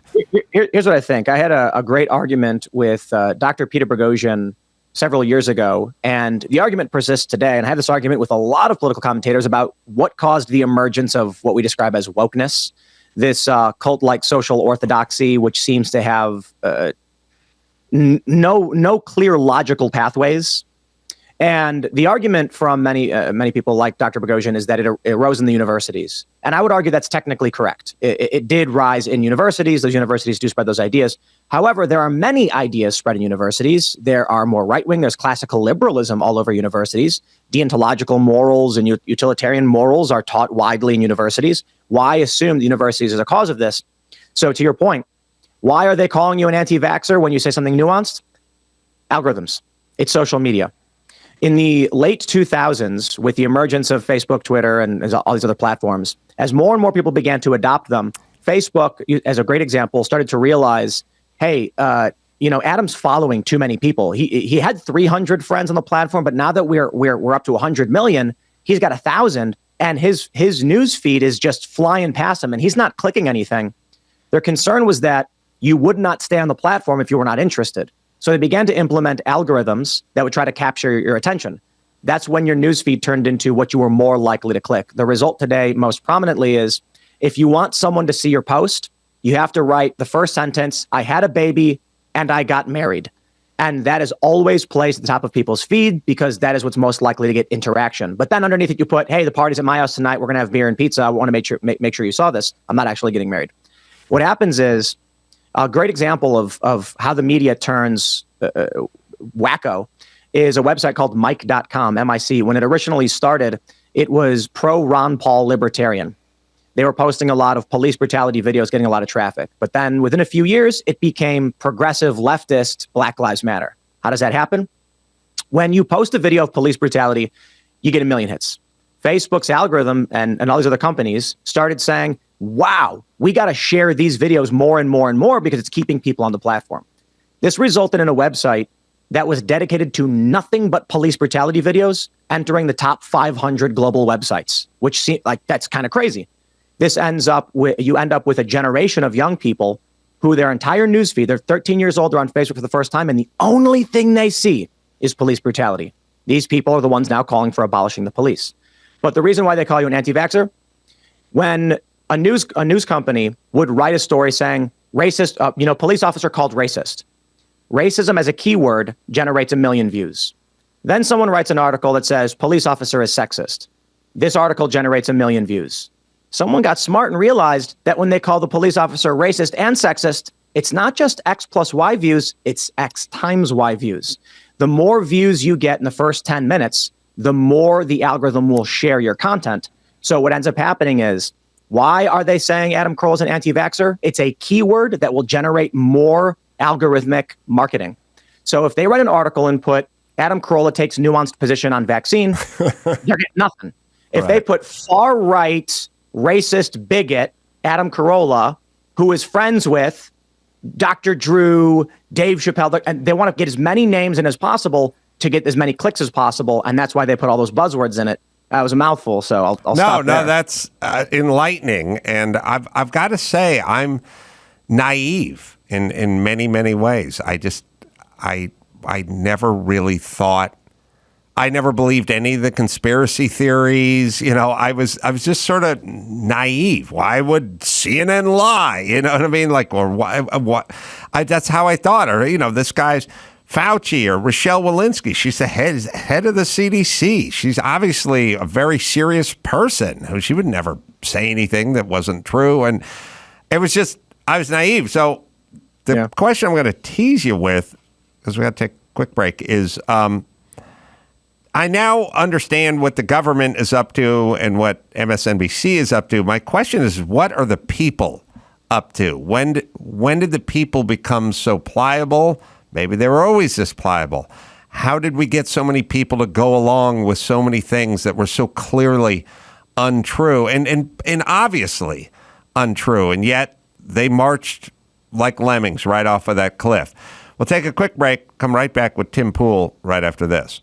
Hey, I don't know if you guys know, but it's See Better, Drive Safer month now at O'Reilly Auto Parts. They have put a spotlight on items to help you see the road more clearly. All month long, receive gift cards after rebate on select wiper blades and bulbs.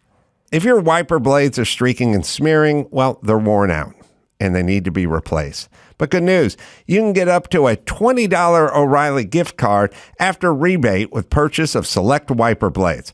Their professional parts people will install your new wiper blades and they'll do it for free. See the road better with new bulbs? Get up to a $15 O'Reilly gift card after rebate with the purchase of Sylvania Silver Star Ultra or select ZXE twin pack bulbs. They'll even help you pick out the right bulb for your vehicle. Visit your local O'Reilly Auto Parts store for details. O Rewards members receive 2 times O Rewards points on select bulbs and up to 4 times points on cleaning supplies for your vehicle.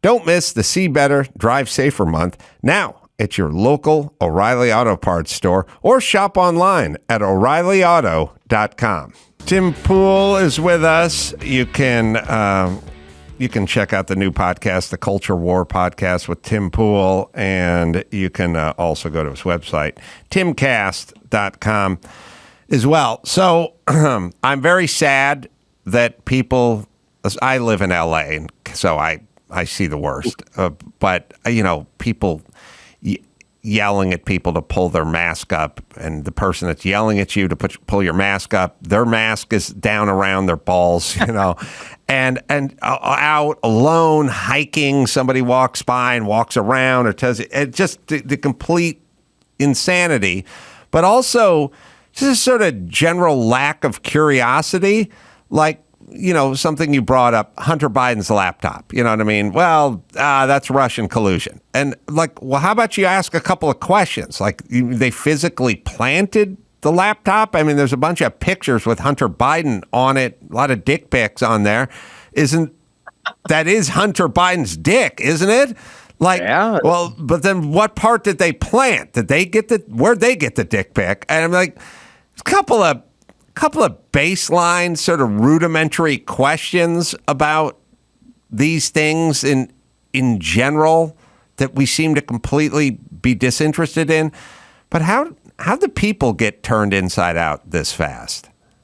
I think they were always turned inside out, right? We just have the internet. So if you go back 30 or 40 years, there's very few people who are I shouldn't say allowed, but technically, but capable of speaking to large audiences. When, at the advent of television, you have a handful of networks. And so the narratives are mostly agreed upon. And it's easy for a network to say something that appears fair and balanced, because if there's only 3 networks, you want to maximize, you want the lowest common denominator. You don't want to come out and say, hey, we're conservatives, hey, we're liberals, because you alienate half the country, you lose a lot of money. But with the internet, now anybody can make any specialized channel. I mean, there are YouTube channels. I was just watching one dedicated to nothing but tortoises. And I'm not turtles. No, they're excluded. Just tortoises. It's a guy talking about, and come on. The idea that 30 years ago, you'd be like, turn on the turtle channel. It's like, right. Well, there's Discovery where they sometimes talk about it. And so what ends up happening is people can now choose their information silos. And so this results in some good and some bad. The good being, now we can challenge a lot of these narratives. Now we don't just blindly march behind whatever it is the media has told us or what they believe to be true. And this actually created a problem. So big tech companies began to censor people. Even to this day, YouTube will shut you down for having a wrong opinion about vaccination, even if you're a medical doctor. Even if you're a doctor involved in clinical trials and all of that stuff, they will shut you down for this. If you're a doctor who is prescribing certain medications and showing your practice, doesn't matter. You can't say it. Only their approved doctors can. And, that's an attempt at narrative control. Why that is, don't ask me. A lot of people think it's conspiracy, whatever. I think it's particularly, it's very strange that YouTube takes a medical stance above medical doctors, but they do. But I do think when it comes to people who are captured and march in lockstep with, like, everybody must wear a mask no matter what. I'll tell you, I was in Frederick, Maryland, because it's pretty close to us, went to a sushi restaurant in downtown Frederick. Very small place. Most of these places are more like boutique restaurants because it's an old town with small buildings. And I walk in with my girlfriend. We are standing 5 feet away from a table, and we walk in and they say, you have to put a mask on. No one in the building is wearing a mask because they're all sitting down eating. Right. And I say, I'll just sit down. I don't want to waste a mask. And they go, no, put the mask on. Right. And I'm like, I'm going to sit down right now. And they said, no. And I said, are you serious? All the staff go, yes, we're leaving. This is weird. How does something like that happen? I mean, we've been given these lessons throughout history. You look at all of these countries with ideological capture. You look at the struggle sessions in Mao's China, where all the young people are screaming and pointing at the guy in the dunce cap. There is this dangerous mob mentality that overtakes humans for a variety of reasons. Some because people are scared that if they're part of the out group, they will be victimized and killed, and could be, or lose their job in today's circumstances. And others because they enjoy it. They enjoy wielding the power, and now finally they get to bully others. Yeah, agreed. So what do you think? I don't know. I'd be remiss if I didn't bring up the Kanye West, Milo Yiannopoulos thing. How did that whole thing come together? Simply, I've known Milo for a long time. Not well. Like I'd seen him at events and asked him questions sometimes. So we knew a lot of similar people. Cassandra, who handles booking here, has known him for a long time as well. And when word got out that he was working with Ye, she said, "Do you want me to reach out to Milo and see if they'd want to come on the show?" And it was literally that simple. Cassandra reached out. Milo said, "Yes, I want to bring Nick and Ye on." Ye agreed. It actually was surprising to me. It was one of the easier bookings we've done. I mean, we have people here where it's like so difficult to get him to come out. One guy's like, "I live 3,000 miles away. It's like 4 flights." No, Ye came out, but I do think, in my personal opinion, it was a publicity stunt because they had a private jet waiting for them at the Frederick Municipal Airport right after they stormed out of the show a half an hour in. And the way Ye was acting on the show was a 180 from how he was acting before the show. So I think my personal opinion, which is, could be wrong, is that the strategy was you go on Timcast IRL, it's our nightly show, and it is consistently, typically the biggest live show on YouTube every night. We got close to 200,000 concurrent viewers at one point, and at the peak, which is usually about half an hour, is when you get the highest point, which then stabilizes. He storms out of the room seemingly for no reason. And all of a sudden, he's getting the front page. I mean, you're asking me about it, right? Still a year on. And so people ask me, like, why would he do that? And I said, look, Kanye West, doing an interview on a podcast is not news. You might get some clips. Storming out of a podcast is front page. It's TMZ. It's the biggest story in the world. And here we are a year on. It's still a story. And honestly, I get asked about this quite a bit. A lot of fans of the show always want to ask me what happened with Ye. And I think that was the plan. They left here at 8:27, 27 minutes into the show. And a paparazzo was at the Frederick Municipal Airport filming them board a private jet.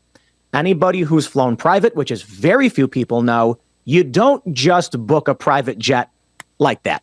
Right. There's crews have to be put on standby, which there's like an 8-hour wait period, federal law. It has to be fueled and able to depart, East Coast to West Coast. We checked out the plane's tail number and saw that it came from Mercer in New Jersey, landed in Frederick. And so it's possible that he called a buddy who had a flight prepared to fly to LA from DC or from the East Coast. And he said, "Hey, let me get that plane from you." Because if you call to charter a plane, the moment the private jet charter contacts the ground crew, or the flight crew, the pilot, they have to wait 8 hours. At least that's what is explained to me by several different charter agencies. So it would seem that they had pre-booked a private jet to leave during or at some point on the show. I don't know what it was about, but I will also add, Ye was here for several hours. We were hanging out with him, and we filmed him for several hours. And his demeanor was very chill and very intelligent and very calm and very direct. The conversation before the cameras turn on, as he's touring the studio and the offices, he's asking me, "What do I got to do to be president?" That's how he said it. He says, what do you think I got to do?" And then I gave him some, non-answer. I was like, "I have no idea. I mean, look, man, blah, blah, blah." And then he goes, "I asked you a question. What do I have to do to win the presidency?" And then I said, "Okay, you want an honest answer? Ballot harvesting." He goes, "Ballot harvesting, what's that?" I said, "Look, it doesn't matter how many people you convince to believe in you. It matters how many votes you get. Democrats know this. So they go door to door, they knock on doors, and it's legal in most states. Yeah. And they tell people, fill out your ballot, I'll take it from you when you get universal mail-in voting." And then Ye goes, and this is before we're in the studio, we're walking up the stairs to the studio, and he goes, "That's it right there, ballot harvesting. I got what I needed." He sits down, he writes it down. has a calm conversation with me. We're talking about Mike Pence. We're talking about Donald Trump. We're talking about Elon Musk. Of course, he brings up the Jews, and it was all totally chill. And he's like, yeah, that's interesting. I didn't think it that way. As soon as the camera turns on, yo, man, I'm saying, like, we got these people. And I was just like, what just happened? Like, the thing he claimed to be mad about, where he's like, yo, if you keep talking like that, I'm going to get me a PJ and fly out of here. For those that don't know, that means private jet. I was like, but you already asked me this question before the show started. You weren't mad about it. Now he's acting like he's mad. Then he storms out. And I'm like, is this for real? And I'm like, publicity stunt. Then I saw, of course, a couple hours later, the clip of camera guy filming him board the private jet. And I'm like, I think Ye's a genius. I think no one is better at PR. No one is better at getting attention or being famous than he is. And the idea that he had a private jet waiting, a paparazzo waiting with a camera to film him do it, storming out, attitude and everything, I'm like, he knew exactly what he was doing. He knew he was going to make it. He was going to make himself the biggest story in the world. Once again, he knew how to do it, and he did. And like I said, a year on, here we are. Still, it's a story. Yeah. Well, he's certainly clever. I'm trying to think. I mean, smart, clever, creative, possibly suffers from a few things as well. Know. But I don't know. I mean, you hanging out with him off the show. It's people see this public persona version of him and they think he must be suffering from something, and talk to him in private. And you're like, okay, this guy's a genius. He's not talking like that when the cameras are off. He's talking like this. And we filmed a lot of it. I mean, it's remarkable. And then the camera turns on and his demeanor turns into this Ye character. I think it's part of the making his name bigger whenever he feels like it. And one interesting thing that ended up happening is one of our staff writers, Shane Cashman, huge Ye fan, tracked his career, has written about him quite a bit. As Ye's leaving, Shane goes up to him and talks to him and says, hey, look, man, I believe in you. I know what you're doing. Talk to him. Ye said, hop on my plane with me, fly to LA. I want you to write it. And so, Milo's like, whoa, wait. Next day, Shane is on a plane at Ye's invitation to interview him. And what Shane mentioned is that if you track Ye's career, he does this. It's a pattern of behavior where he says something shocking, gets everybody to hate him, and then waits a period and then drops something big and comes back into the limelight with a resurgence. And there's numerous examples of how he does this. And so that's basically what he was saying to Ye. And Ye was like, okay, I come out to LA and I'll let you interview me. I think that, there's a lot of people who are like, why would he say these deeply anti-Semitic things and whatever? And it's like, I think I don't know if he cares about your feelings. I'm not trying to be a dick or anything, but I think he's looking at this more like, Neo in the Matrix when he sees all the code, and he doesn't think of it the same way you do. You might not like that, but he's got something going on where he knows how to get that attention. yeah, well, we're just processing him through our brain. And our brain thinks, who would jump up on stage and grab a Grammy from Taylor Swift or whatever? Who would say that about the Jews into a microphone? Who? But you also can't create what he creates. You don't have the same brain that he has. So maybe there's a little crazy like a fox, but there's also maybe he's operating on some level that seems super counterintuitive to you, but we're talking about him, and right. he's a millionaire 10 times over. So he was a billionaire. He was a billionaire. I would say most people project their worldviews onto everyone else. Yes. So their moral framework of what they see as right and wrong, they assume everyone else must agree with them, but that's just not true. And whatever world Ye lives in, I don't think he's crazy at all. I think he's a very calculating individual. I think he plans this, but he doesn't. I don't think he takes offense the same way other people do.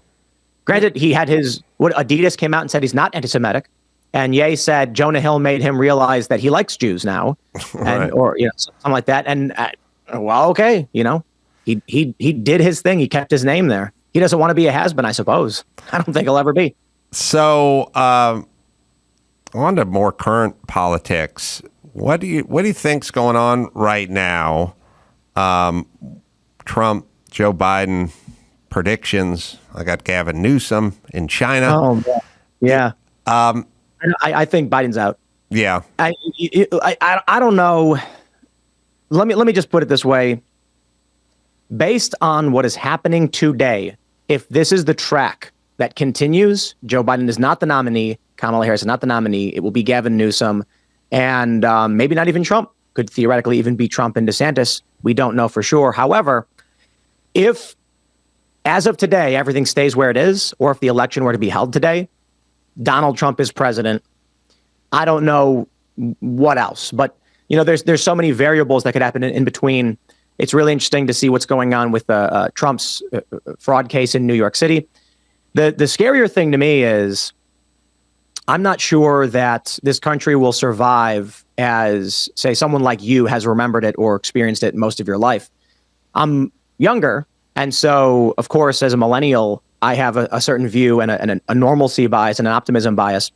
But I think the younger generation, Gen Z in particular, probably more likely to see this country being ripped apart by extremist forces on both sides. And what I see is, I see an untenable situation. They're arresting the president's lawyers. They're criminally charging the president's lawyers. These charges clearly, by anybody who's actually tracked them, make no sense. You've got what's going on with the January 6th defendants is absolutely insanity. People who, to this day, have been in solitary to varying degrees for 2.5 years without being yet given a trial. And you look at the extreme nature of what's going on with the current front runner for the presidency of this country. It doesn't matter if you like or hate Trump. By all means, you're allowed to hate him. But the idea that he's been, I think, what is he on, 91 indictments? He's got the fraud case. He's got, I think, 2 different federal cases, the documents, and January 6th. This is unprecedented. And the question that I often ask people is, as you pointed out, you said you like to do that thought experiment, go back to 1995 and say, if you thought this happened, what would you say? I like to do what I call the time travel test. If you went back to 2018 and told your friends and family in a few years' time after let's say you go back to 2015, you say, hey, man, in 8 years, President Donald Trump will, or, in 5 years, President Donald Trump will contest the results of his re-election campaign, which will result in 1,000 people storming into the Capitol. There will be people on 2020 in May firebombing the White House and firebombing St. John's Church. There will be thousands of people arrested, the largest protest seen in 50 years. There will be Trump's lawyers will be arrested.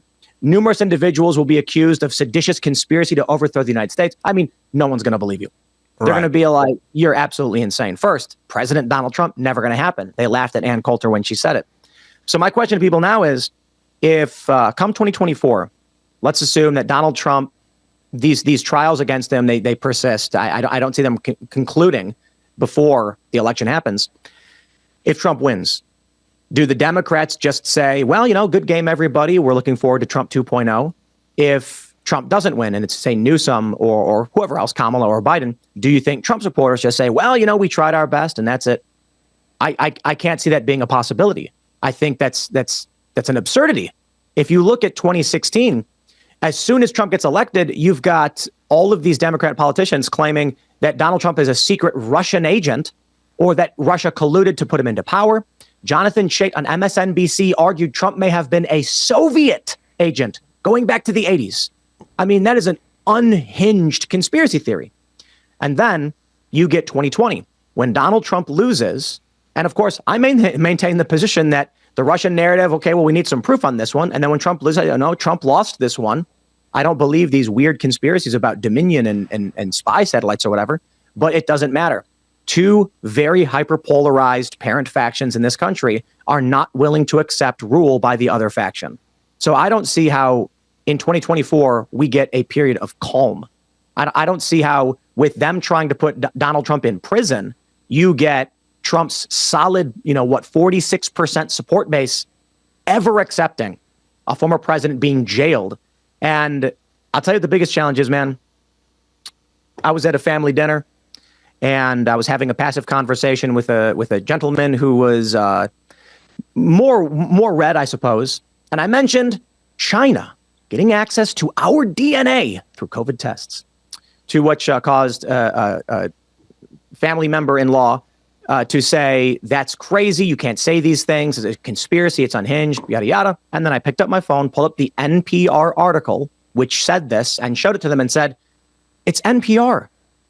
The challenge I see is, when I go to the average person who is voting in Democrat politicians without thinking about it, and I ask them something like, do you know what Burisma is? Do you know who Viktor Shokin is? Do you know Poroshenko? And they're like, no, I don't know any of this stuff. And I'm like, okay, this is a challenge for us. If you want to complain about corruption in the Trump family, you got it. I'd love to hear it. Donald Trump was trying to have the G7 at Trump Doral in Florida. He was trying to get governments to basically pay his resort to hold this. He claimed, but it's going to save money. No, I don't want to hear it. Okay, don't do that. The State Department was advertising Trump resorts. Again, no, I don't want to hear it. You've got arguments about Ivanka getting patents in China. We can complain about all these things. But then when it comes to the Hunter Biden laptop, 10% for the big guy, Tony Bobulinski saying they were selling Joe Biden. Now we've got a report from the GOP that Joe Biden directly received a check for $200,000 from his brother. And then you've got the reports of Viktor Shokin, the prosecutor, who was fired. Man, I could run through that whole thing for you, breaking down how what Joe Biden did warrants at bare minimum impeachment, criminal investigation, and I would say the preponderance of evidence suggests criminal charges. You want to have a trial to figure out the rest? Yes. But Joe Biden's on camera saying that he's going to withhold guaranteed loans to Ukraine unless a prosecutor is fired who just so happens to be investigating a company where his son is on the board. We know this from the Hunter Biden laptop. Burisma. Burisma. Hunter Biden's partner, Devin Archer, said Hunter called D.C. and asked for help in this matter. Now, if the average person doesn't know that, how do we make sure we keep corruption out of government, out of the White House? I see it as an impossibility. And for the people who vote for Trump because they either aren't as concerned about what he may be doing, I certainly think Trump it's a lesser degree with Trump. I think there's varying degrees of personal interest that come from any family. But I think Biden is and the establishment, neocon, neoliberal. I see these as evil and dangerous forces leading us to World War III. I don't see how either side is willing to accept rule from the other, which leads us to, I mean, look, if you thought January 6th was bad, if you thought, I'll say this as well. I know that when I say May 29th, nobody knows what I'm talking about. Trump supporters know what it means. It's when far left extremists firebombed the White House, forced the president into an emergency bunker, and set fire to St. John's Church across the street. And for some reason, that was never in the press. But I see both of these things, and I say, it doesn't matter who you think is right. What matters is neither of these people are going to back down. Neither of these groups are going to back down on this one. I hope I'm wrong. But all I've seen over the past several years is escalation. Yeah, the whole Biden syndicate with pay for play.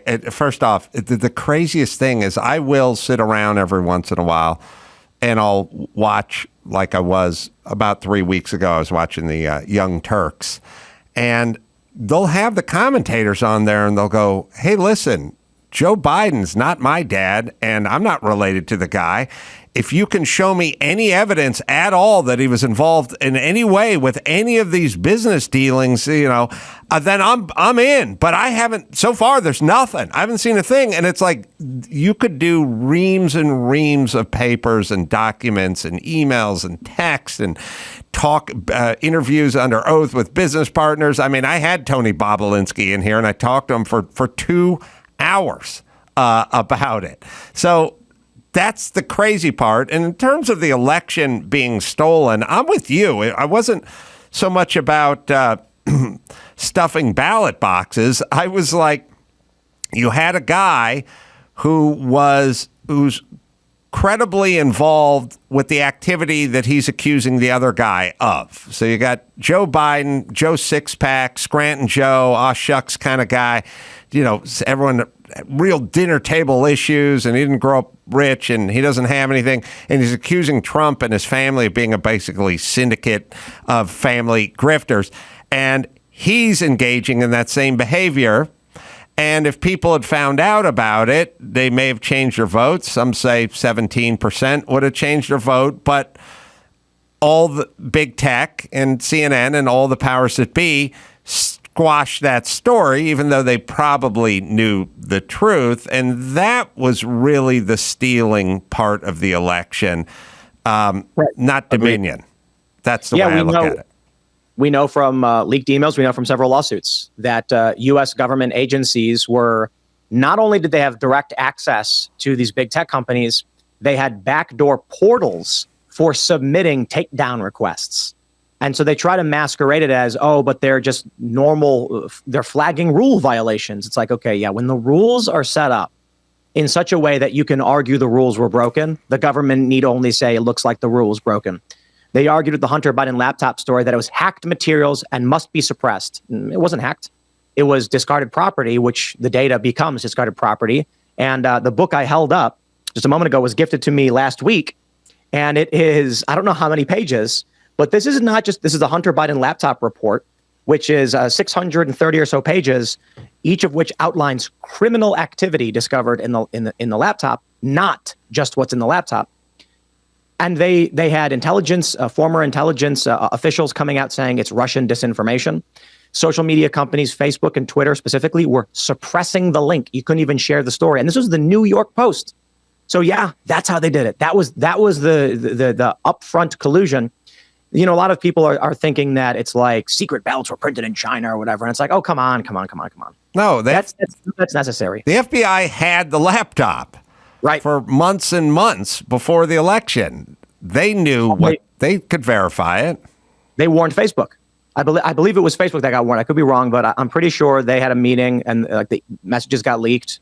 Right. Where they were like, heads up on this one. I think Mark Zuckerberg admitted that in a podcast. He said they contacted us and said, hey, this is going to be disinformation. It's coming your way. Make sure you watch for it, which is basic. We know what that means. It's like when the mob boss comes into your store and says, you know, you're gonna pay the tax, if you know what I'm saying. That is, they're not really mocking you. That's tampering with an election, and it is. I don't know why more Americans don't know that or seem to care. I guess it's bigger. Have you followed the Trump fraud lawsuit in New York? I know something about it.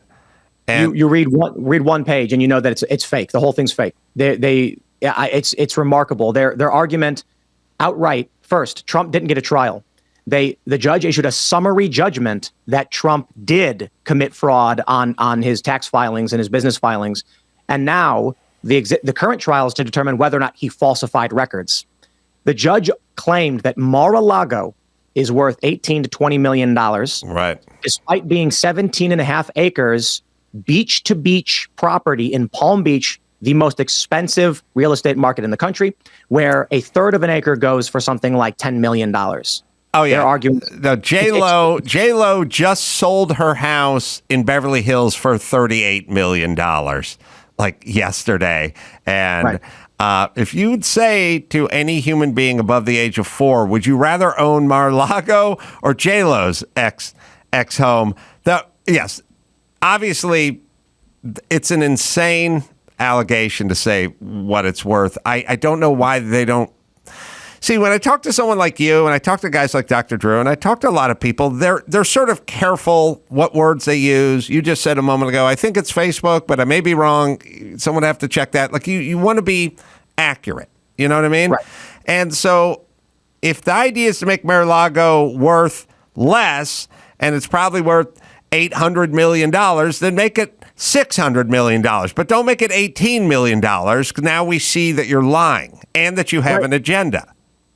But you know what I think they're going to try to do? I think they're going to try and seize Trump's properties. So the judge already summarily ordered the Trump organization to be disbanded, as well as several other companies, which would require those companies to basically give off the assets before being dissolved. This is, I think, tens of thousands of jobs being destroyed overnight in this order. Of course, Trump is appealing. But the first thing the judge does is says, yeah, that $500 million property you got, it's only worth 10. So be it. I say it. Bangs a gavel. Then Trump loses his lawsuit against the state. The state then says, Trump, you are liable for $200 million to the state of New York. If you don't pay, we will seize your assets. Aha, here's a building. It's worth $10 million. Now you owe us $190. Right. So they claim it's worth nothing, seize it, claim Trump still owes for it. Yeah, We'll see that happen. It's a time. And by the way, look, whoever I've said this before. Donald Trump and Alec Baldwin famously played Donald Trump, but no two people further apart on the political spectrum. I don't want to live in a nation where there's some power-hungry DA in New Mexico trying to make a name for herself, so she's going to keep retrying Alec Baldwin.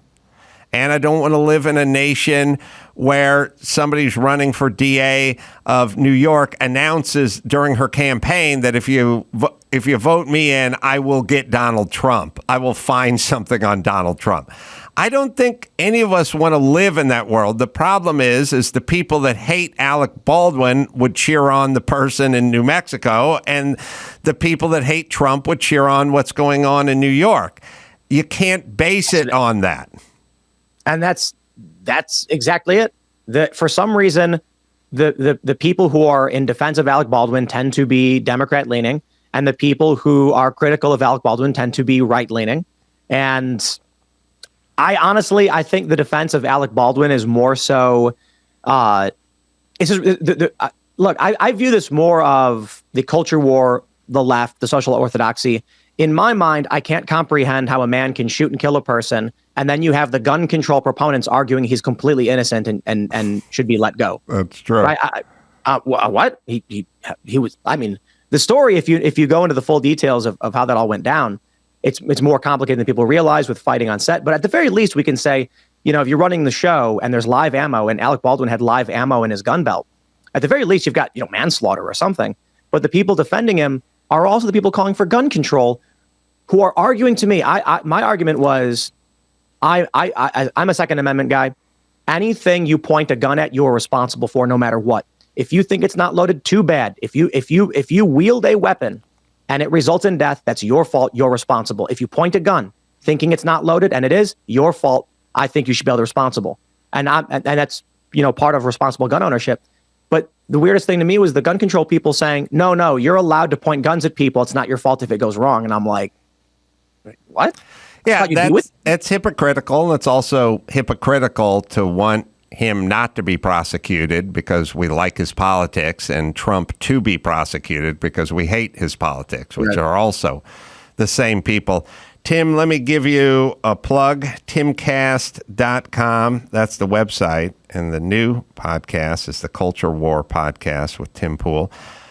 This has been a enlightening conversation, Tim, and I hope I can come on to your podcast one day soon and continue the conversation. Anytime.